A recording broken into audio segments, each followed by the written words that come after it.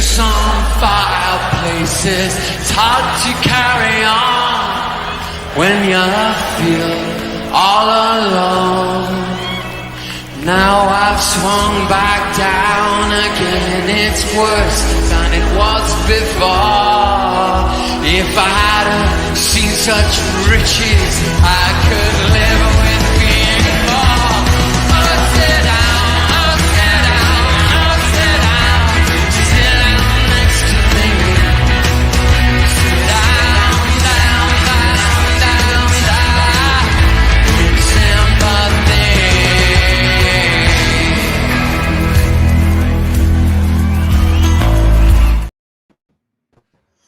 No, good evening. According to Yeti, I've got to pop and bolt deep in.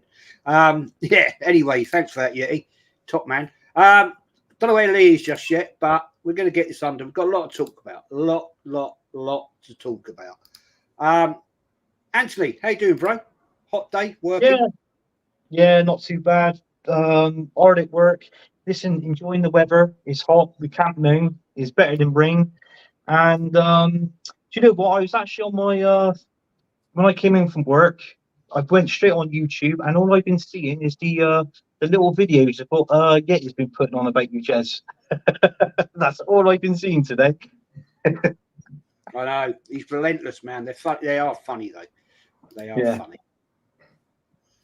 But Matty, talking backstage, we got a lot to talk about, and along with Kenny's got a lot to say tonight.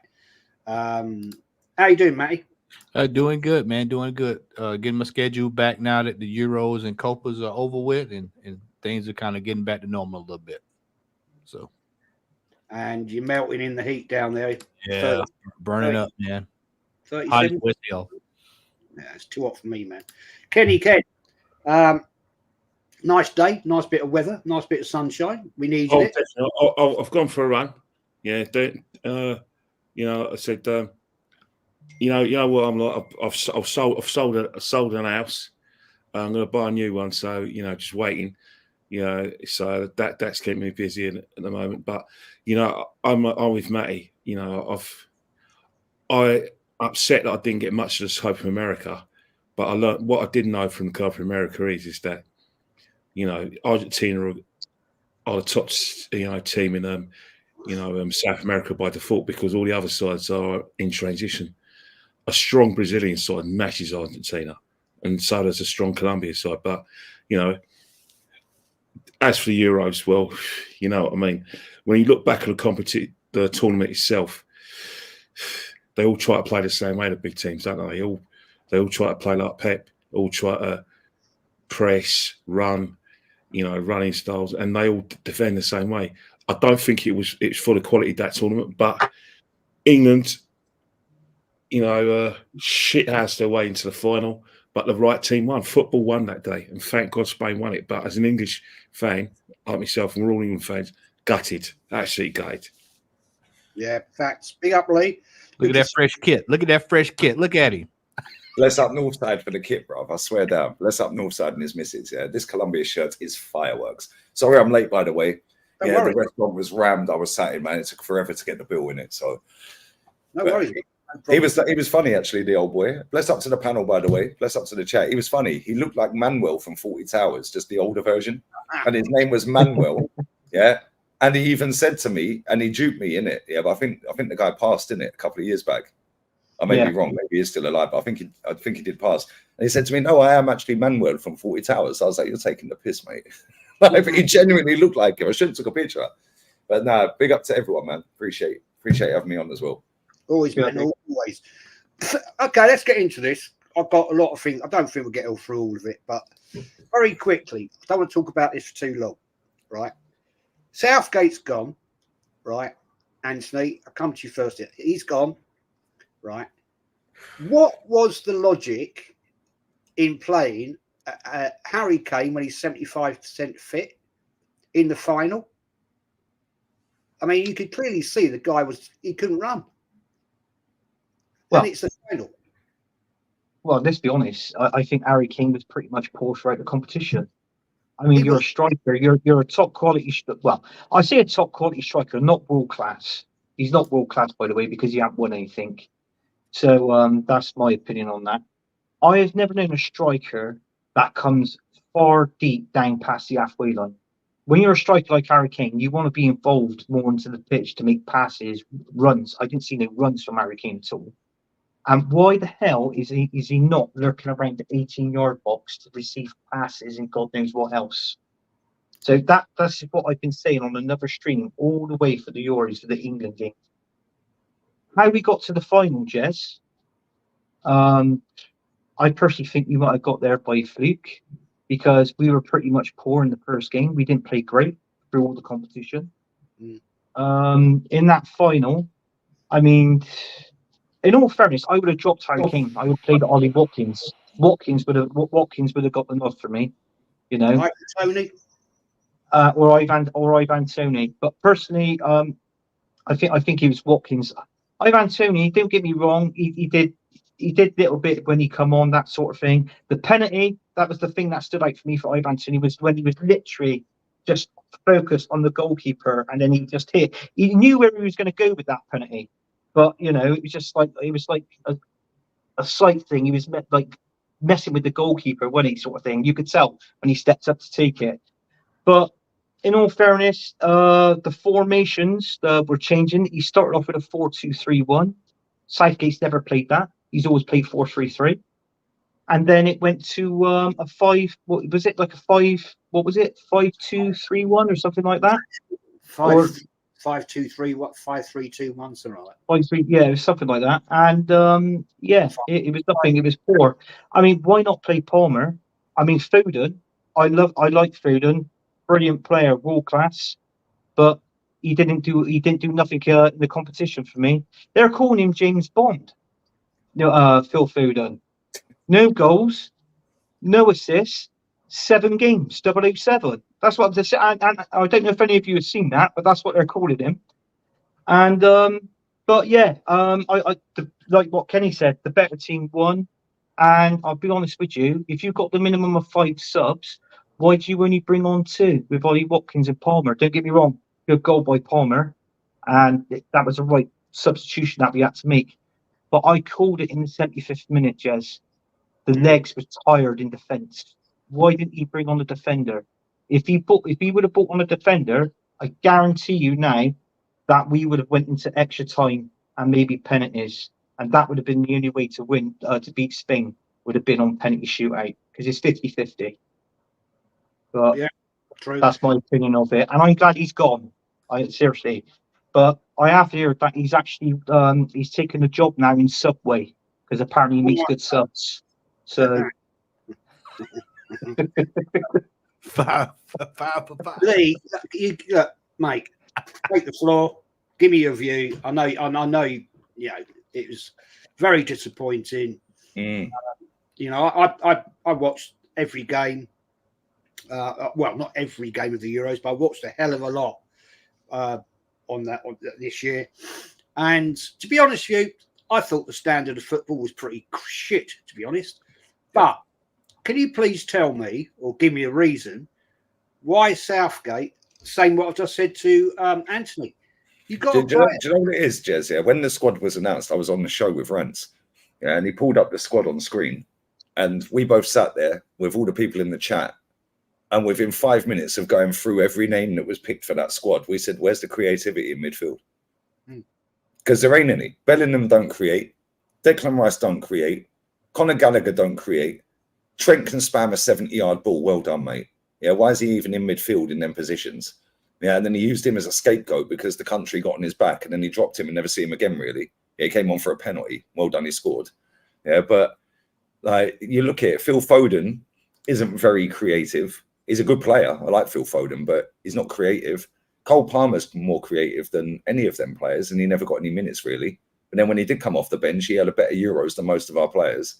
Starboy, yeah, people are saying that he's walked out of that tournament with his stock still level as what they were. I thought he was shocking. Yeah, however, I don't just blame him for that. Yeah, because everything was going through Jude Bellingham and Phil Foden. Yeah, and he was just isolated on the right wing.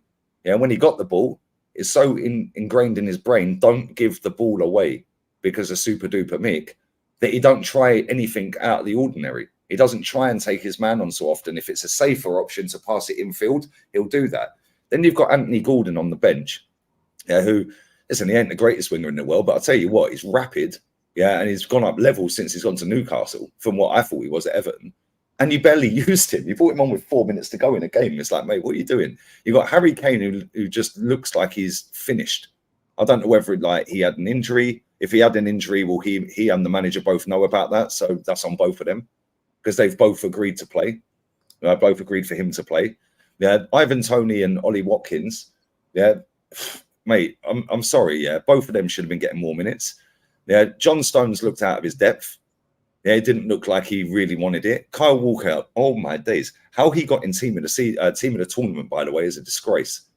Yeah, and that tells you everything you need to know about these team of the tournaments. He was one of the worst right backs in that tournament.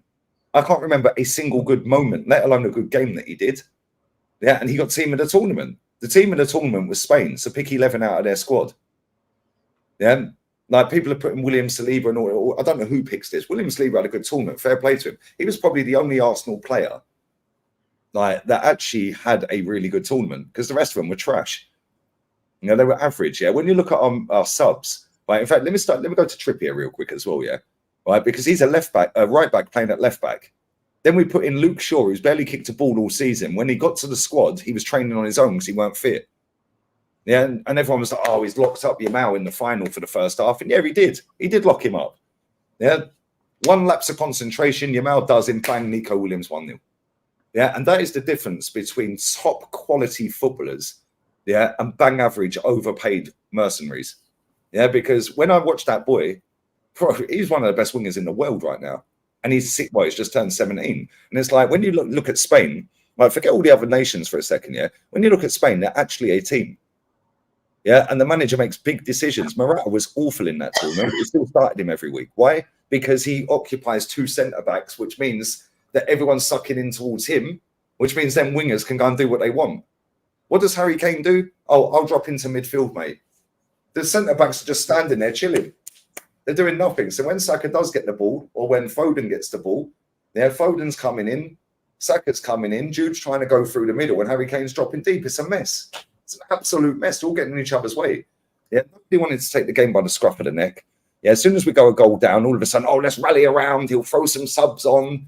Yeah, oh, let's throw Tony on. Let's throw this player on. Yeah, and then as soon as we get the equaliser against Spain in that final, yeah, we get the equaliser. We had a little flurry down the wings for 5 minutes. Yeah, and as soon as they brought Orizabal on, I said to Dave when I did the watch along, I said, I guarantee he gets the winner right at the end of the game. Guarantee it.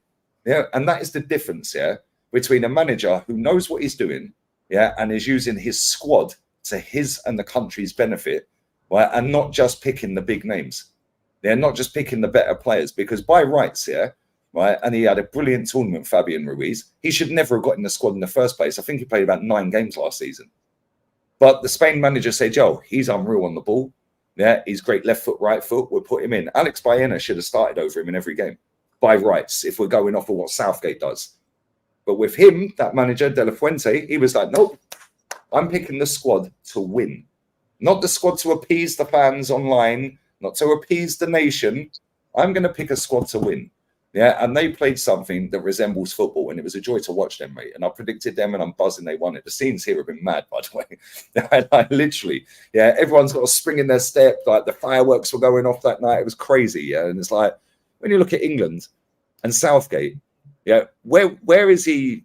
Like, he just sits on the touchline looking gormless. Like, he's just sat there like, what do I do? What do I do? Yeah, and as soon as we're losing, he'll go and, oh, yeah, right, you get on, you get on, you get on. It's embarrassing. There's nothing there, mate. And it's like, we need a massive overhaul in English football, not just for that national team, but in English football in general. Yeah, because that England team summed up perfectly the Premier League. Trash. Absolute dross. Slow, boring, sideways, methodic, robotic crap. And when you watched France, they were the same. Yeah, and they're relying on moments from individuals like Mbappe.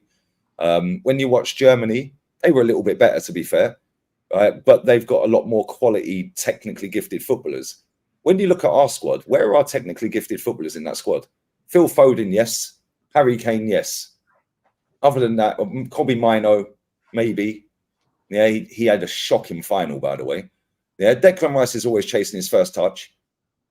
Yeah, Guy was our best player in that whole tournament, and he's a centre back, and that tells you all you need to know. Yeah, I'm not one for XG and all these fake stats and all of that. Yeah, but somebody said to me the other day that England had 6 XG in the whole tournament, which was less than Croatia, and they got knocked out in the group stage. So we were averaging less than a goal a game on XG. Yeah, whatever that means. But anyway, yeah, and it's like I look at it and I'm just like, we need a massive overhaul. Pickford, yeah. You're going to have a look at that winning goal for Spain. He hoofs that ball up high. He just hoofs it up, just aimlessly kicks it up. Well, it's not going to stick, mate. Yeah, and then all of a sudden, Cole Palmer F's it up and bang. Yeah, then Bukayo Saka's not tracking Cucurella. Yeah, that whole goal was a mess. Yeah, and then Luke Shaw didn't get across quick enough. Orizabal movement, bang, goal. Done. See you later. We've won the tournament. Yeah, and that is the difference here. They have players. Yeah, and everyone laughs and says all these leagues are farmers' leagues. I'm going to shut up in a sec, so I know I'm going off on a tangent. But all these leagues are farmers' leagues. Then how come Spain keep cleaning up every tournament? Whether it be in the Champions League, the Europa League, I think they've won 27 finals on the spin. Yeah, for Spanish league clubs, yeah, and national team. 27 finals on the spin. We can't even win one. Yeah, rip it up, shred it, go back to the grassroots level and start picking technically gifted ballers, not pace and power merchants that can run fucking 15 kilometers in 90 minutes. Facts. Yeah, very well said, mate. I'm just going to do a couple of comments here. Longhead Yeti's Caveman says, so we get this right, Lee's an Arsenal fan, Madrid fan, City fan, Spain, and now Colombia. I can't wait. Don't forget Al Ali, bruv. Al Ali, Mares FC, FC Miami with Messi as well. Girona, we're everywhere. Atleti. Yeah, I'll just go where we're going to get good football and trophies, bro. Yeah, I mean, share it around. How about Wrexham, Lou? How about Wrexham? Oh yeah, Wrexham got promoted. So yeah, fair play. We're Wrexham as well now. Do you know what I mean?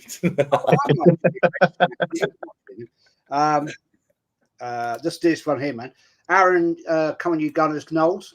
Thank you for your super chat, man. Massive respect, Jez. My little boy informed me we got some posts today from you. He loves them mugs, mate. He emailed you back to say thank you. Pleasure, man, always. Also great to see Kenny's online again. All love, mate. Come on, you Gunners. Yeah, you got 2 mugs because the wife cocked up, mate. She printed your one twice. So fair play to you for that. Buy one, get one free, Jez. Huh? It was a buy one, get one free then. No, he didn't even buy them. They were gifts on a quiz. He's a good lad, Aaron is. He's always in my chat. Bless Aaron, man. Question for the panel, and thank you, whoever got Henry's membership tonight. Please give a shout out to Henry for that. Question for the panel: is Trent real bound to play with Bellingham? No.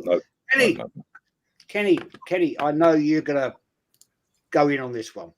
Well, first and foremost, I don't know. Trent is going to, he's got just a captaincy waiting for him at Liverpool.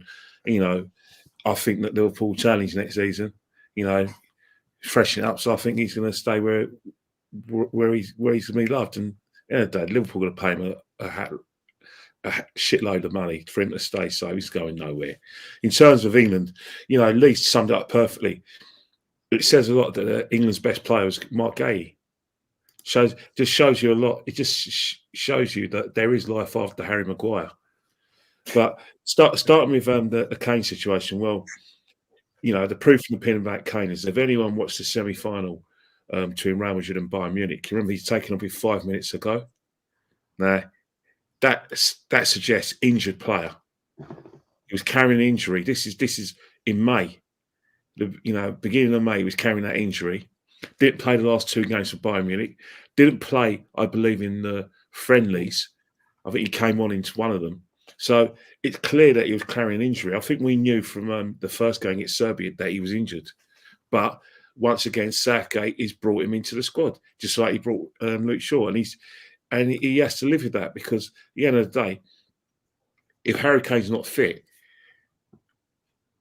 if it was fit, you probably wouldn't have brought Tony on, but you brought Tony because you knew your captain wasn't fit.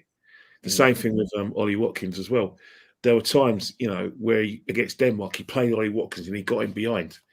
Now, all intents and purposes, England have 4 points. They'll get into the group. They'll get into the last 16. That was the time to say, right, Harry, here you go. We'll try something else, give you a bit of a break, and then we'll bring you in for the, for the last 16. But he didn't. He played Kane regardless, and I think that's where England gone wrong in terms of like the final against Spain. Again, that was an absolute mess.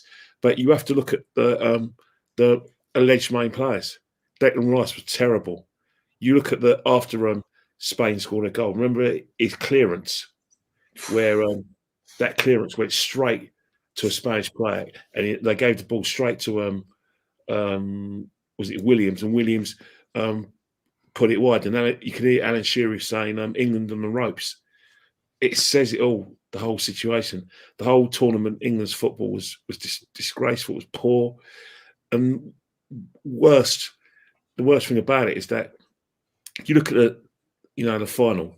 England won, have equalised. Spain are on the ropes. If there's a time to try and win it, you actually, go for it. Go for the juggler.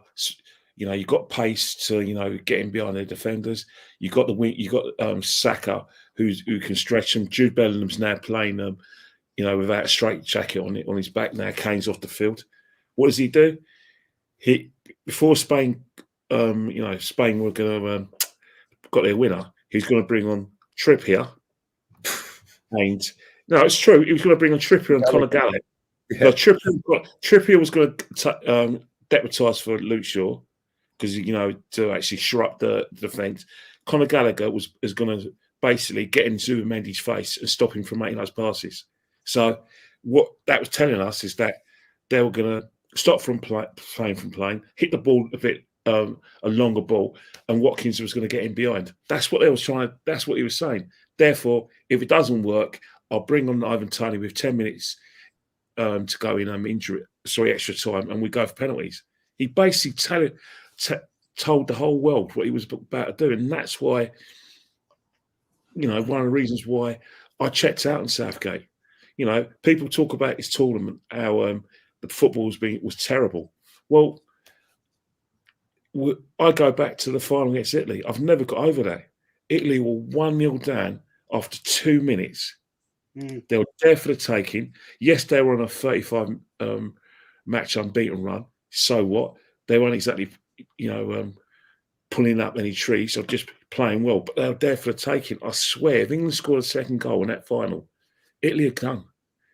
Italy do not come back into the game. And all we've seen since then is mistake after mistake in big, big tournaments.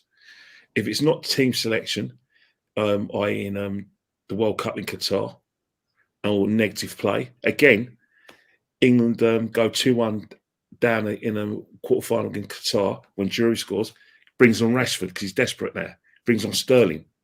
Hang on here. This is the World Cup quarter-finals. You had Morocco next. Why don't you just go for the game? Catch France by surprise. Play your best players. Try and play attacking football. Who knows? If you lose, okay, you go out in your shield, but you don't play that negatively, especially in a game like that, especially in that second half. But again, they went 1-0 down. And that's the theme of it. They only played in this tournament when they went a goal down. Says everything about Gareth Southgate. That it was safety first, and he only reacted because he had no choice but to do that. If England went ahead in those games, I don't think you would have seen much of Ivan Toney. I don't think you would have seen much of Watkins. I don't think you definitely wouldn't have seen anything of our good friend and Gordon. And it says it all. If you don't rate Gordon and his players, then you might as well have brought Grealish. You might as well have kept Sterling in the squad, and you might as well have kept Rashford. If they suit the system you want, then play them. Forget about form players. Forget about what we're saying. Oh, yeah, this guy's scored 30-odd goals. Let's take him to the Euros. This guy's in great form for his club. Let's take him to the Euros. It wasn't like that in Spain. You made a good point, Lee, about how De La Fuente bought players who suit his system, regardless of whether they're in form for their clubs in La Liga or outside La Liga. Southgate, what he's done is brought in form players he didn't really want and probably didn't really need, but he just bought them for the sake of bringing them, but he never used them. That is neglect. He tossed away a very good opportunity to win this tournament because before we went into that tournament, the favourites were France and England. Now, I'm not discounting Spain, because Spain, had a hard journey into that final. They beat the Germans, they beat the French, and then obviously they beat England, who are ranked. Italy, Croatia. Yeah, Italy and Croatia as well. They saw them off. And this is a team that allegedly, there was probably 2 or 3 years away from their peak. Everyone in Spain is saying that this is ahead of schedule. But when you get they lost, sorry to cut you, yeah, they lost Pedri. Yeah, and Was everyone that was like, Pedri? "Wow, He wasn't Pedri's even gone." first list. Almost my- the one fucking top goal scorer in the tournament. Yeah, Yeah, Rodri went off, and this is the arrogance. Yeah, I've heard all the commentary. I've seen the clips doing the rounds. Yeah, as soon as Rodri went off, my chat lit up. Right, that's it. Rodri's off. England win. that was never the case, because the reason why it wouldn't have been made a difference is because whenever Morata went off, whenever Pedri got injured, and obviously when Rodri went off with injury, the system doesn't change. There's no trying to make it up as you go along, like England do. Make it up as you go along, change the formations. You bring Kobe Mainu is meant to be the final in the tournament. Well, he's not the final tournament. He's always there. We always knew that Kobe Mainu would get us moving the ball quicker. We knew that position wise he's a bit naive, but in terms of trying to get us in attacking positions and making those runs, Kobe Mainu should have started. But what does he do? He plays Conor Gallagher because he fits Conor Gallagher as a stop players from playing. But before that, it was my friend Trent, who misused. Trent is a good player. This is not down to Trent. This is down to this manager. And that's why when I heard he resigned, I only had 2 words: good riddance. And I'll stand by it. Good riddance to. He found some shame. That's what he did. And the thing is, when you're right about Spain, yeah, they used players to get them through that tournament. Lenormand, was blowing in that second half. So what did the manager do? Yeah, he subbed him off and brought Nacho on because it was 1-1. Yeah, he was blowing. Yeah, and he can get sent off or get a yellow. And I think he was on a yellow, so he could have got another yellow. Yeah, because England were on the attack, and obviously Ollie Watkins for like 5 minutes or so after we equalised. Yeah, so the manager went, tactics. Yeah, let me bring on somebody who's won 6 Champions Leagues, mate. Yeah, and just slow the game down a little bit. Yeah, where's our 6 Champions League winner? We ain't got one. Yeah, but that's the thing. The team is there. The players are there. We've got a conveyor belt of talent. We actually all we need is a clearer playing style. Now, a lot of you guys are going to get big disappointed, don't I? Because I can tell you right now, all these names that you're putting out there, Pep, Joey Guardiola, Klopp, people like Potter, Eddie Howe, forget it. It's going to Lee Carsley. Because because all right, I'll tell you why it's going to Lee Carsley. Let's not forget he was a shoo-in for the Republic of Ireland job after Stephen Kenny got sacked. What happened? He turned down the Republic of Ireland for 2 reasons. One, there isn't a conveyor belt of talent that we have in England. And let's face it, the Republic of Ireland just are embarrassing. They're embarrassing. They're so bad. There isn't that conveyor belt of players, and the scouting for a lot of the young talent is very poor. So, but we all knew this was going to be Southgate's last tournament. I'm convinced the FA basically convinced Lee Carsley, don't take the Ireland job, because when Southgate goes, you will be under consideration. Now, a lot of people said, well, why would they say that when they told him they wanted to stay? They wanted to offer him another 2 years. They probably wanted to offer Southgate another 2 years because they knew full well that if they try and sell the Lee Carsley thing, the whole country and the expats are going to go berserk. But that's what they want to do. They want to appoint Lee Carsley. All this rubbish you're in about Eddie Howe's. There's a lot of supporters for Eddie Howe amongst the FA executives, or there's a lot of support for Graham Potter. Not at all. It's Lee Carsley's job. But us lot, England fans, won't let that happen because of the fact that he's not a big name. But the FA are going to try and sell it to us and said, look at De La Fuente. He was in the under-22s. He in the under-22s. You know what I mean? That's how they're going to sell it. I just want to get Matty in. Matty, let's move it on, man. Arsenal. I know what you're thinking. I think we know all of us what we're all thinking. We're all Arsenal fans here. Matty, We see a new shirt today, black away shirt with African colours on it. On the shirt sleeve left, fly to Rwanda. Right. Next week, we're out in Los Angeles, starting the pre-season tour. Matty, dear God, man, explain to me, why are we not touring African nations? We're promoting Visit Rwanda, right? But we've never gone there. Yet we're going out to see Arsenal. You know, we're going to have to suffer because you guys, we're going to have to get up at silly o'clock to watch these games. Don't do that to yourself. Don't do that to yourself. Don't do that to yourself. Don't do that to yourself. Arsenal fans, do not get up and watch that mess next week. Don't watch that. That is you are going to do yourself a disservice. It is still the summer. Go enjoy this nice weather. Go get you something to eat. Go out, spend time with the family. Go to the beach. Don't be wasting your time watching Arsenal while they over here playing next week. What football club, y'all? I'm gonna go on a rant. I told you just before the show I'm going on a rant. Lee, get ready. What football club showcases players that need to be sold on a higher level, on the highest level possible? You go on a trip to America. You come over here, big stadiums. Not even, I went and checked today. I said, let me go check to see what these numbers look like. Still ain't sold nothing. Nobody's going to go out there and watch Edward Nketiah, the king of Zamunda. Nobody's going to watch Reese Nelson, Emma Smith Rowe. These are all players that should have been sold, and we should have gotten a club announcement in May that these players were departing from the football club. But instead, they're going to make an announcement that they are starting for the football club next week. Next week, y'all. I told y'all 2 weeks ago, I said we're 18 days away, 16 days away. I was just letting y'all know how close we were. We were getting closer and closer and closer and closer.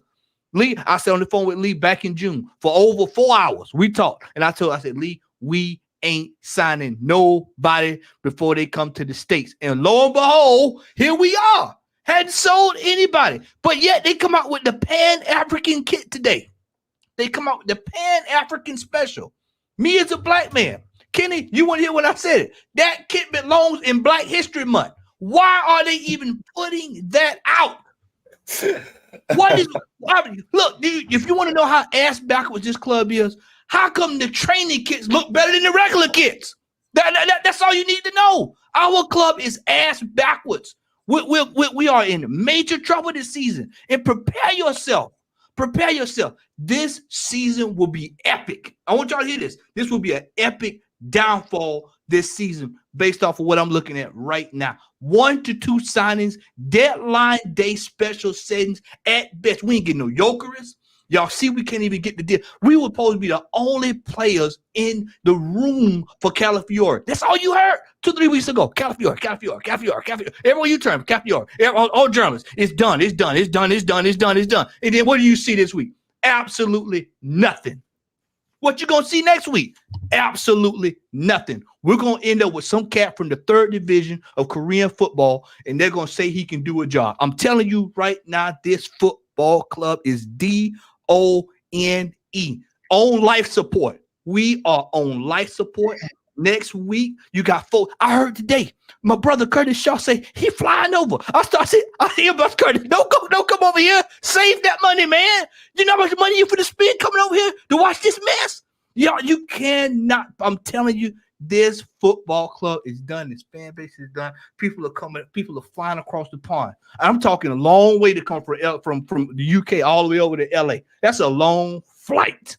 They go sit up there in that destitute situation they got going on out there in California, to sit there and watch Arsenal freaking Football Club, who ain't signed not one player.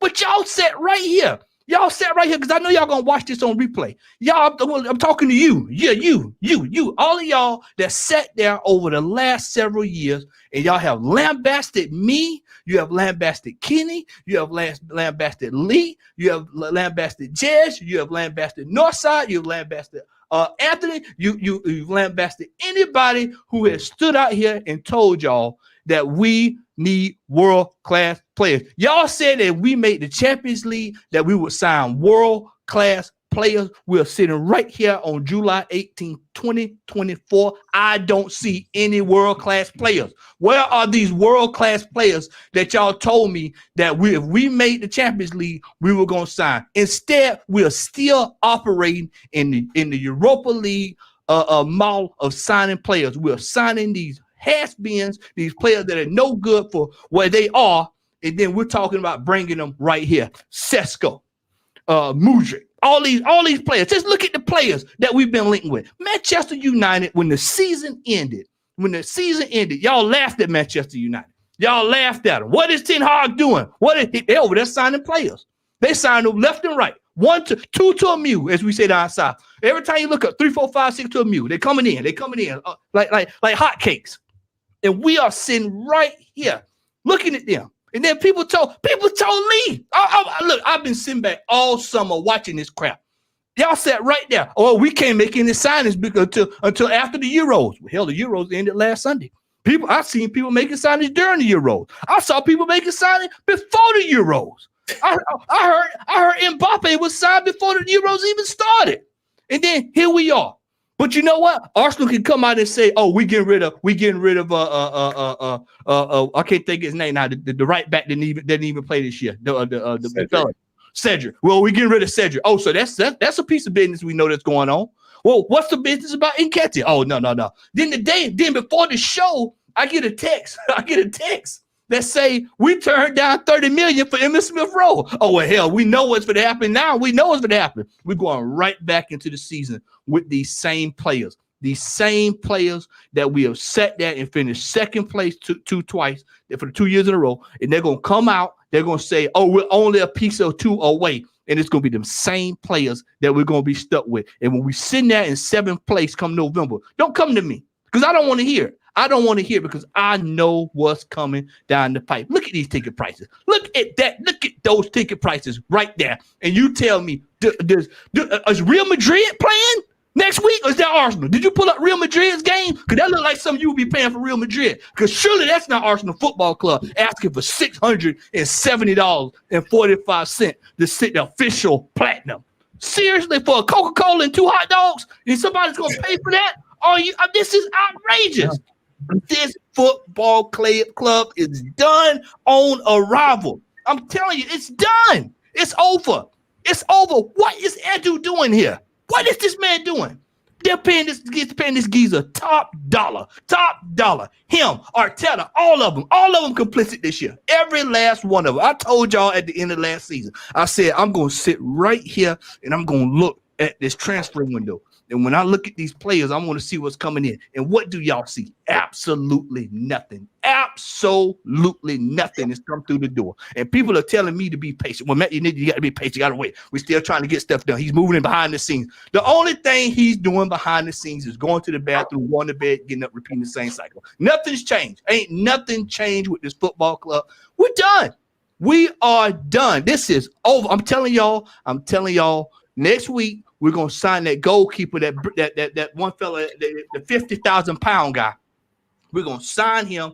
You're gonna start seeing Arsenal fans come out and say he can do a job. They're gonna come out and say he can do a job. Oh man, he's coming in. He's gonna be right in behind Raya. Oh yeah, that's it, man. They're gonna hype him up to high heaven. They're gonna say he's the next. They'll say he's one for the future. That's what you'll start hearing. I'm telling you, this football club is done, y'all. And I'm telling you, we're gonna sit here this year. I told Jez and Anthony this before we went on. I said, this is going to be a very, very, very long season. For a true Arsenal fan, this is going to be a long season. I'm going to tell you what, if we sit in that 7th, 8th place, I'm going to start planning to go do other stuff. I'm not going to sit here and put up with this crap this year and sit here and waste my time watching this mess that we get ready to see over and over. We up here to run up here with Havertz playing goalkeeper. We know what they're doing. Anybody that got any good sense can look at this and tell what's going to happen. Havertz going to be the goalkeeper. People are going around talking about, I heard this today too. People talking about, oh, we need to sign another left back. Oh, wait a minute. No. Zinchenko is your left back, my friend. Y'all stuck with him. You spent the money. He's the left back, brother. We ain't getting no left back. So throw that out your head too. That's over with. All these players that y'all want to get rid of. When Northside sat on that panel, him and Jazz sat on that panel back in February, January, and he told y'all we need to get rid of these players. Y'all chastised these men. Y'all laughed at them. Y'all talked about them. Y'all said, oh man, they don't know what they're talking about. Now these same players, y'all want to move out the way like chess pieces. You want to move them out the way to put some new chess pieces on the table. You can't do it. Why? Because we can't sell the trash we got in-house. Why? Because these fools sign these cats up to top dollar. Who taking on Nketiah's wages? Nobody. Who's taking on Reece Nelson's wages? You got to try to scramble to figure out to put together a deal. Can't even sign Calafiore. You the only post sitting in there. They told y'all the money. They say it's 40. They say it's 50 million. You show up with 40, 45. Only Arsenal do that kind of stuff. They tell you a number. You show up with. They show up what they feel like they want to pay that day. We are the laughing stock across Europe. When we go in the room. You know how when you go to work and you see the guys they standing on the wall, they talking and they laughing. You don't know if they laughing and talking about you or they laughing at you. In that case, it's Arsenal. They laughing at you. Look at them. Look at them. And then y'all think next year is gonna be bad. Y'all wait till next summer when all these players start leaving. When Saliba and soccer and all these players say, you know what? I've had enough of it. I'm going to go somewhere. You think for 1 second? I sat right there and I watched the end of that game last week. And I looked at soccer, and that what you saw last week was soccer. That was pain. I know that pain. I've been that player before. When you get sick of losing, every time you get to somewhere you lose and you lose. You get sick of it. You say, you know what? I'm just gonna go where I can be successful. Where I can. It doesn't become stats anymore. It come about winning. I just want to go win something. I just want to desire to win something. And these players, if you don't think these players sitting in these WhatsApp groups talking about, hey man. I'm looking at United. They Aston Villa. They signing players. Look at Madrid. Look how they treated Mbappe last week, Monday, when he came out. That ticker tape parade that they have for Mbappe. The crowds chanting him, a sold out crowd. All that stuff. And then they look at that. Then they look at Arsenal. And then what they see at Arsenal, they see dogs on sale. They see dogs on sale at the store. They see Pan African kits. They see new trainers. They see Ian Wright coming out. People talking about we moving in the right. Somebody said that we moving in the right direction. Well, left, right. Where we moving? Because I don't see anything we doing. This football club is done. I'm sorry, y'all. I'm sorry. I didn't mean to put it on. I have to ask you this question. Spot on, mate. So you're not going to any of the games then? Hell no. Hell no. I told TJ Warren. I told TJ Warren when they announced it, I said, don't look for me. I told everybody that's over in the state that's Arsenal support. I said, don't y'all look for me at them games. I ain't going to them games. No way. Ain't for what? For who? No way. Absolutely not, man. No, I'm not spending bro, I work too hard for my money. Y'all know I'm a photographer. I'm on this road 3, 4, 5 hours a day sometimes. I work too freaking hard for my money to piss it away. Especially when I know it ain't going to. If we were signing world-class players, I'd be right there on the front row. No way. If they call me, I'm going to put this out there. If they call me and ask me to take pictures for them, I just give them somebody else's number. I don't even want to look at it. I don't even want to see it. No desire. Offside. Thanks for joining us, bro. Thanks for the raid. But this started talking about this new shirt today, the away black away shirt with, it's an African promotion shirt to me. We're off to America next week, and we're going to play 24th of July. We're playing Bournemouth. Yeah, Bournemouth in America, really. And yet we never, ever go and play in Rwanda, who sponsor the club. Well, what's it about, man? Why? What's going on here? Yeah, it's crazy, man. It's crazy. They're trying to get that Wakanda money. So Arsenal keep doing the promotions. I was actually, it's funny because before I ended my stream, I was going through the prices. Prices are crazy. £80 for the normal. I think the authentic shirt is 110. The kids shirts are 55. I'm like, why is it not even half the price of the adult? Then you're looking at the training kits as well. Training kits or training shirts, should I say, or tops are like £55. The jackets are 140. they're ranging from 100 to 140. It's disgusting, absolutely disgusting. And for what? What are we getting in return as a club? A journey to be proud of winning nothing. But the thing is, you'll keep selling it if the customer buys it. That's just what it is. There's enough customers. Side. Did you see Don Robbie out today on one of his AFT Extra shows? Right. I've only seen the title. I haven't watched it. Football shirts are too expensive. Stop buying them. How about that? Sherlock, like you pay for your shirts, don't you, AFTV, Don Robbie? Yeah? You don't pay for shit, man. So don't tell us something we don't know already, yeah? Because you're talking absolute waffle. And even if he does pay for him, he'll just claim him back as uniform, mate. Of course he will. You can do that as a tax deduction in a limited company. Yeah. We all know that trick. We all know. I used to do it all the bleeding time with uniforms, my guys. You know, it's one of them things. But mate, I just can't make it up. I mean, Lee, thank you for sharing that picture with us. Those 1,400? One of the tickets, 14. Yeah, but you get some food with it, mate. You get some crusty burger. But you know what stadium that is? That's Stan Kroenke Stadium that we're playing Man United.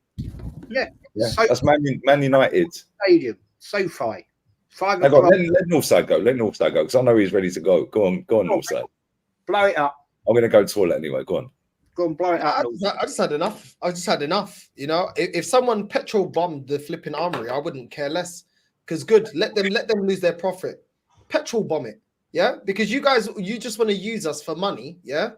What about what we get? The fans are more than happy to spend money once we're successful. And I don't want to speak for everyone, but I'm sure that's how we feel. If our club's successful, we'll buy shirts, we'll buy the merchandise because we have the trophy to go alongside it. Also, big up to the whole panel as well. I didn't say big up to the whole panel. First and foremost, big up to everyone. Now that I'm old enough, the last time we won the league, I was 13 years old. I wasn't working, clearly. Single parent house. We didn't have the means to get me a shirt. My first shirt I ever had was a Real Madrid shirt. It was actually a fake from Wembley Market. Anyone that remembers Wembley Market? Yeah. Wembley Market. You remember that, Kenny? And it was the black away one with Ronaldo at the back. Yeah, and that was my first ever football shirt. And I would have loved to have an Arsenal shirt. As soon as I became an adult old enough to buy a football shirt, we were failures. Why would I buy an Arsenal shirt? Why would I buy an Arsenal shirt? And this is the thing, like when you're successful, you'll get all of that. Real Madrid sell out shirts like it's nothing. Why? Because the fan base feel like they deserve it because they win major honors, because they get over the line, because they get them the players that they need to continue to be successful. And even when they are successful, they still go out there and get an Mbappe. They still go out there and get a Rodrigo, a Vinicius. What do we get? What do we get as fans? Fuck all.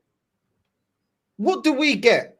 I'm telling you right now, man. Listen, forget buying that shirt. Go get the Colombian shirt that Lee's got on. That's a very nice shirt. Thank you to you and your beautiful lady as well. Come on. Viva Colombia. Very nice shirt, man. Very nice shirt. It looks better than the Arsenal black shirt. It does. Do you know what? You just said something about Real Madrid, yeah? Look at what Real Madrid have won in terms of major honours, yeah? Forget league titles. I'm talking like the big ears. They've won 15 of them. Have you seen them peddle any 15 merch out there? No. Have you seen them wheeling out all of their legends that are still alive that have won some of them 15? Yeah, wheeling out kits. You ain't seen Roberto Carlos rocking up, wheeling out a new kit. They've emailed me about the Mbappe shirt, yeah, because I've got their emails on. Yeah, they've emailed me. Yeah, you go on their website because I'm a member, bang, 15% off. By the way, Arsenal only give you 10% off. Hey Lee, so how come Real Madrid are giving you more percentage off, yeah, than fucking Arsenal? And this lot win everything and they win nothing.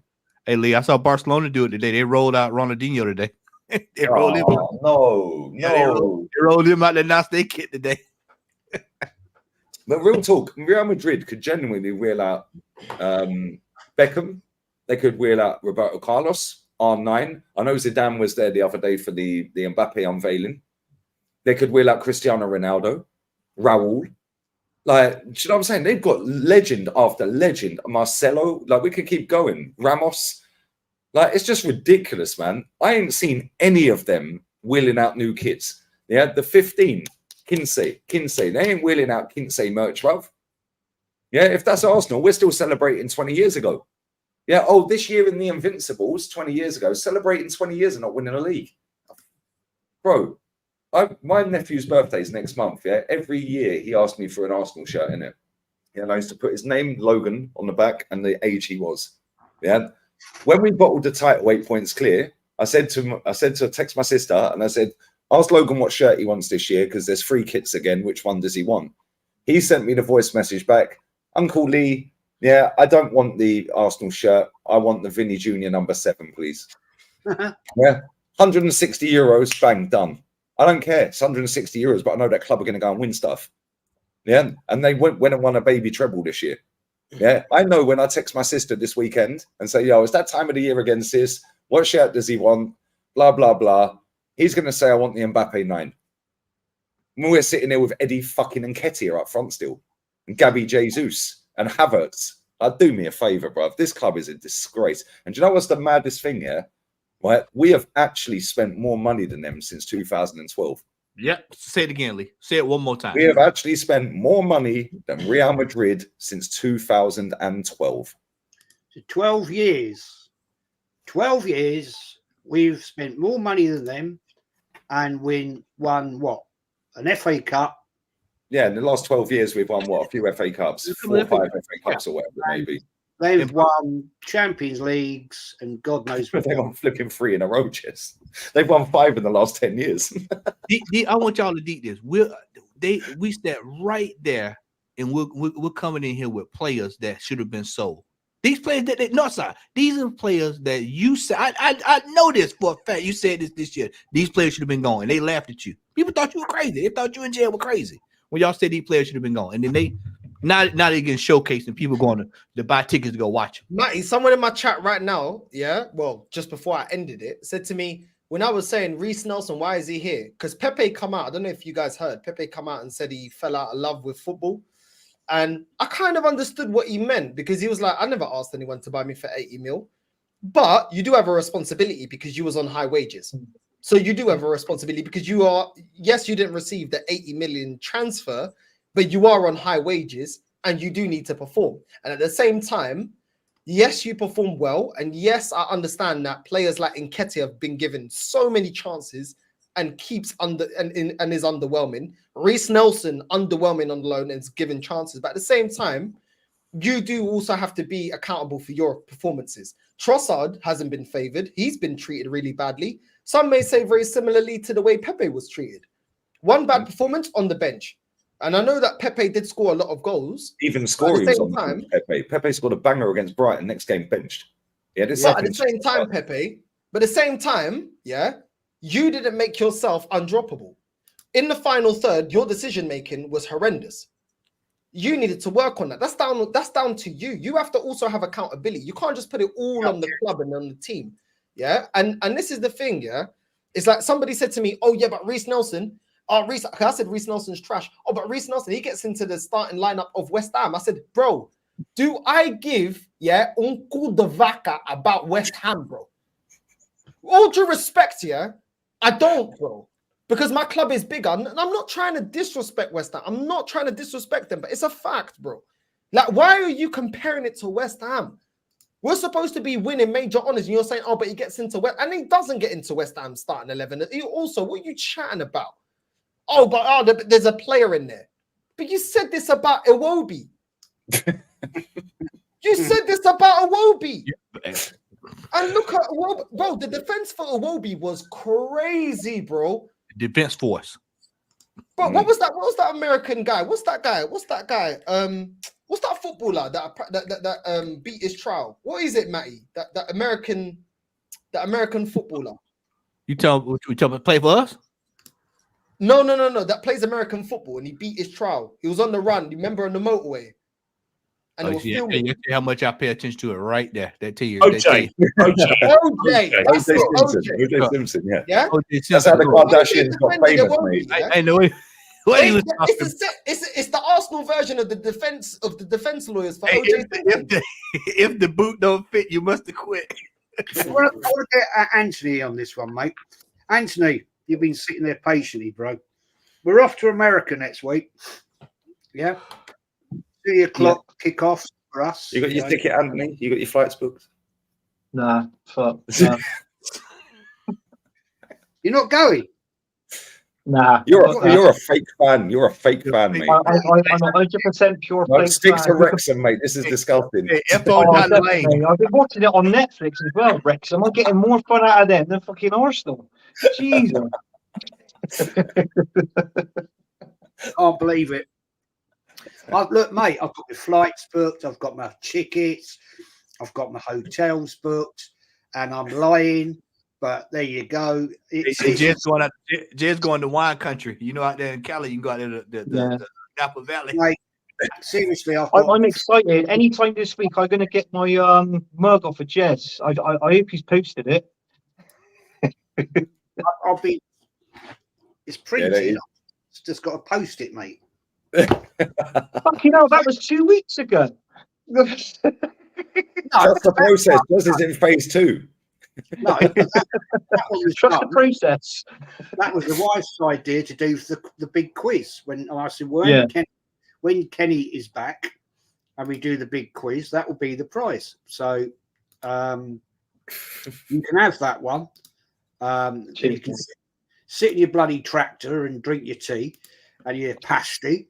Anyway, mate, being sensible, mate. Anthony, you know, new shirt, 110 quid, lovely. If you want the original, you know, the player's shirt, £110, right? Yeah.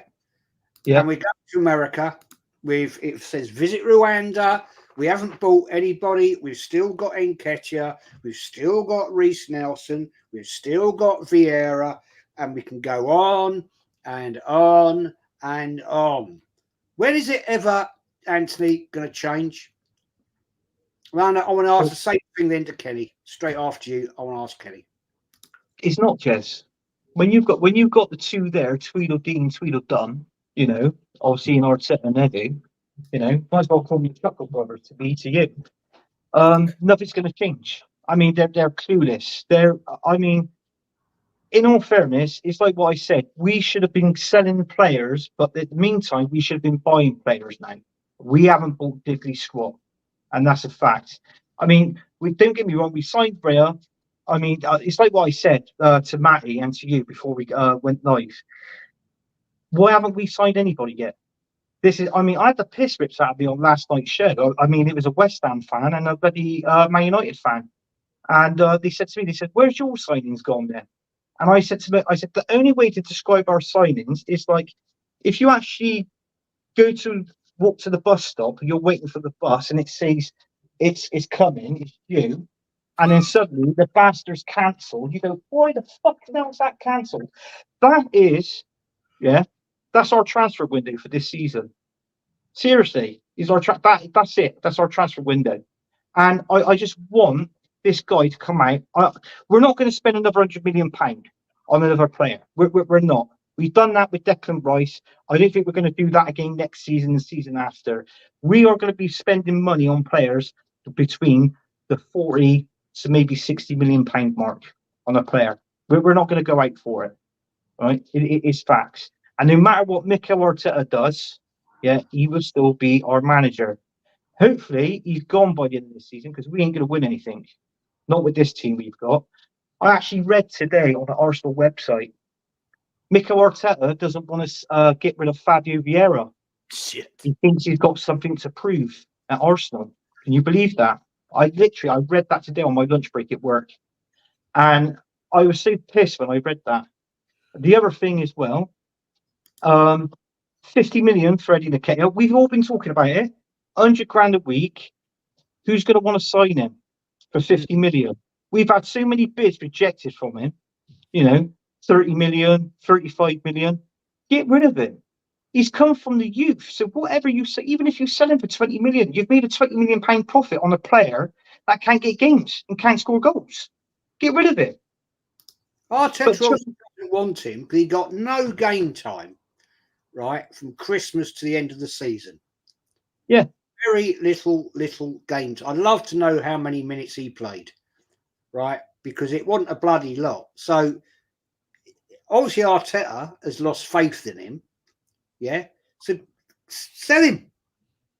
Do you know He what, go- Jez? I don't think he has. I don't think he has lost faith in him. Why have they slapped a 50 million price tag over his head? I think personally is to put these other teams off and forgetting him because these other teams don't want to pay it. I mean, y'all heard Let's be last. honest. I don't think he wants him gone. What was it last week? They said Marseille was supposed to be looking at it. Was it Marseille? Was that what Yeah. I heard last week? Was It Marseille? was Marseille, yeah. That was rejected. Right. And that was what? That was 35 million Marseille put in. And that was rejected. Just like that and said, no, we want 50. And then we don't want to pay 50 for Calafiori. Thank you, Lee. We want everybody else to bend over. We don't want. Come on, man, get out of here. Kenny, mate, give same question, mate. Basically, you just can't make it up, can you? Well, I'm a bit surprised because I thought I was telling everyone who would listen that we'll definitely do business as soon as the Euros is finished. But it's been a few days since the Euros, and I haven't seen anything looking like business from it. I haven't seen a thing, so I'm a bit worried. I think in terms of Calafiori, we are getting him. I think the personal terms have been been agreed, but Bologna ain't messing about. When they say 50 million, they want 50 million. It's not, they want their money. They're not pissing around. They're not going to be bullied by any Premier League team. The days of teams in Europe being bullied by teams from the Premiership are over. Unless you pay the full money, you're not getting a player. So it's going to happen, but it's not going to happen the way we want it. The lads are not going to have a full pre-season. So it's one of those things. I don't know why Arsenal's valuations, have to be different from everyone else's. In terms of, you made me laugh when you talked about how Arsenal slap big money on their players, but they want to undercut others. It's extraordinary. But that's Arsenal as they are. They think they're a typical being English club, Premiership club, to think they could throw their weight around across Europe. And it's not going to work because I think they need to be realistic because players will agree to go, but you're going to have to, subsidise their wages because there is no way Eddie Nketiah is leaving Arsenal unless someone's giving them 100 grand. Exactly. Who's going to give them 100 grand when you've been on no disrespect, when you're not really the manager's faults. You haven't, even in games where, we've been a goal down or he hasn't turned to you. He's gone elsewhere. He's played Havertz in the false number 9, whilst he kept you as a deputy to Jesus. Jesus is now on the bench alongside you. That says it all. You're no longer in the manager's plans. But the fact is, you're not getting your 100 grand. Crystal Palace will not give you that money. Villa won't give you that money. So there's going to be a situation where we're stuck with Eddie. The same with Reece Nelson. I don't know what we pay Reece Nelson, but whatever we pay him, he's not going to be. Exactly. But he's not going to get a big club. So it's the same situation we had before. Just we talk about the problem we have selling players. Well, look at how long it took for us to get rid of Almunia. How long it took for us to get rid of Abue. We paid him top dollar. They wouldn't go. Why would anyone leave Arsenal? They'll go on loan by all means, but same as Smith Rowe. How many clubs are coming for Smith Rowe in the last 12 months? And he's rejected all of them. Yeah, because he's personally rejected Palace, Fulham, West Ham in the last 12 months. Said, no, I want to stand for my place. Well, yeah, he's gonna want to stay and fight this place because with all due respect to those clubs, and I say it respectfully, there are times that if any of those clubs get the wrong manager, they could be in a relegation battle. He doesn't want to be part of that. A young player, he's ambitious. However, the only club he's probably going to go to is probably a big club in Europe No, but they're not going to come in for him because again, he's a substitute at Arsenal. So yeah, the only clubs he can think of is probably Aston Villa, and they came in for him 2 years ago. Yeah. I doubt very much whether they're coming for him again, but if they're coming for him, I think he'll go because he want to work with Unai Emery again. But this whole situation is very, very difficult for big clubs like Arsenal and Man United to get rid of the also-rans. Very difficult because they're not going to go. For us and Man United we're embarrassing. We've gone from being clubs with with a good brain on us to clubs that just poor business in terms of. Somebody in the chat said this Calafiori deal was complicated. No, it's not. Yeah, It's not. These journalists are not journalists. Yeah, they sit at home. They're literally content creators. They're not journalists. They're content creators. A journalist extracts the information out of the person, to give to the masses that want to know the answers. A journalist for football sports media, is supposed to go and find snaps of the hierarchy or the player talking to the hierarchy of this team. We don't see any. And that's, the thing about it, that's 100% right. It's not complicated. If you really want that player, then you get him. Because at the end of the day, we've got a massive problem down our left-hand side. Don't care what anyone says. Shevchenko's not good enough. He's a liability defensively. We can't keep on going down the road of he's an inverted midfielder. He's good in the midfield. Well, he wasn't really that great in the inverted midfield areas either. We got the Calafiori deal is not complicated. We knew that Basel had 50% of the fee in the contract before we even did personal terms with the player 3 weeks ago. So what it is Basel have said, we ain't dropping our fee because that's in the contract when we sold the player to you. Exactly. Yeah, so you owe us 50% of whatever you sell him for. Yeah. Bologna are saying, well, we want to maximize the most money out of this. We want 50 million plus 5 million in add-ons. And Arsenal have rocked up with pennies. Yeah, pay the money. Basel get their money. Bologna get their money. The player comes to us. Instead, he's going to Juventus. Arsenal shit themselves on the foot because I'll tell you one thing there. One of the biggest myths in the Arsenal fan base in English football, the Arsenal Football Club, is that Jerome Timber is going to be solving our problems down the left-hand side. And you're having a laugh. The guy's best position is right centre half and right back. He's there to challenge Benjamin White and eventually take over for him. It's obvious to anyone who looks at the club. He was just helping, basically being an auxiliary left back because our first choice, Zinchenko, was injured. And as far as you know, Kieran Tierney was, as far as Arteta is concerned, Kieran Tierney is persona non grata. He doesn't need him, doesn't want him in his squad. You think about it, that Community Shield says it all about Kieran Tierney. Timber was just there to cover an injury. Because I'll tell you that. He's fit. Why is Kieran Tierney still at this football club? He got knocked out the Euros in the group stage. Why is he still here? Well, because he's injured. He's injured. Surely we've seen players pass medicals injured. Well, yeah. But again, the same thing. Kieran Tierney, you may see him as this humble guy, whilst everyone's carrying expensive man bags, he's carrying Sainsbury's own. He ain't an idiot. He knows that he's my left back. That's why, Kenny. He's not an idiot. We don't do idiot ballers over here, mate. Yeah, exactly. He's not a pork chop. He's not leaving until he gets what he gets his wages. Hey, Kenny, I'm glad you said that. Don't forget today what y'all saw about Partey. Did you hear about Partey today? That's another one. He's staying. He said why would Partey go? Because what you just said. He wants to get his money. Let me tell you something what Partey gets. Partey gets 200,000 a week. Why is he leaving Arsenal Football Club when he's on 200,000 a week? Our highest paid players at the football club is Kai Havertz, 280,000. Then after that, it's the captain, 240. Then after that, it's Partey, 200,000. Why would Thomas Partey leave Arsenal if we're paying £200,000 a week? It'd be an absolute... Unless Saudi come in for him, he ain't going anywhere. He's just going to wait the next year. He's only got a year left. Yeah. So again, we're putting the power in the player, and we said we wouldn't do that again.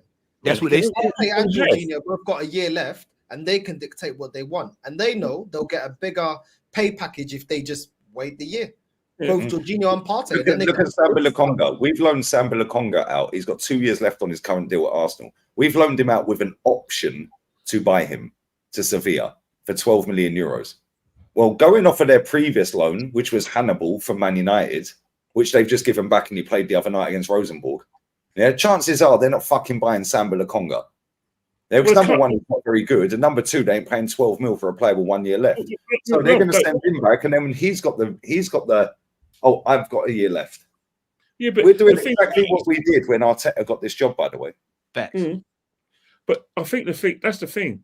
You know, it's not as easy as it was before. This isn't like at Sir Alex Ferguson days, where basically they weren't paying the sort of like stupid wages. If he told you do the front box, you went because simple reason is that the salaries you're getting under Sir Alex, you know, they were realistic salaries. Therefore, other clubs in the Premiership or other could afford you.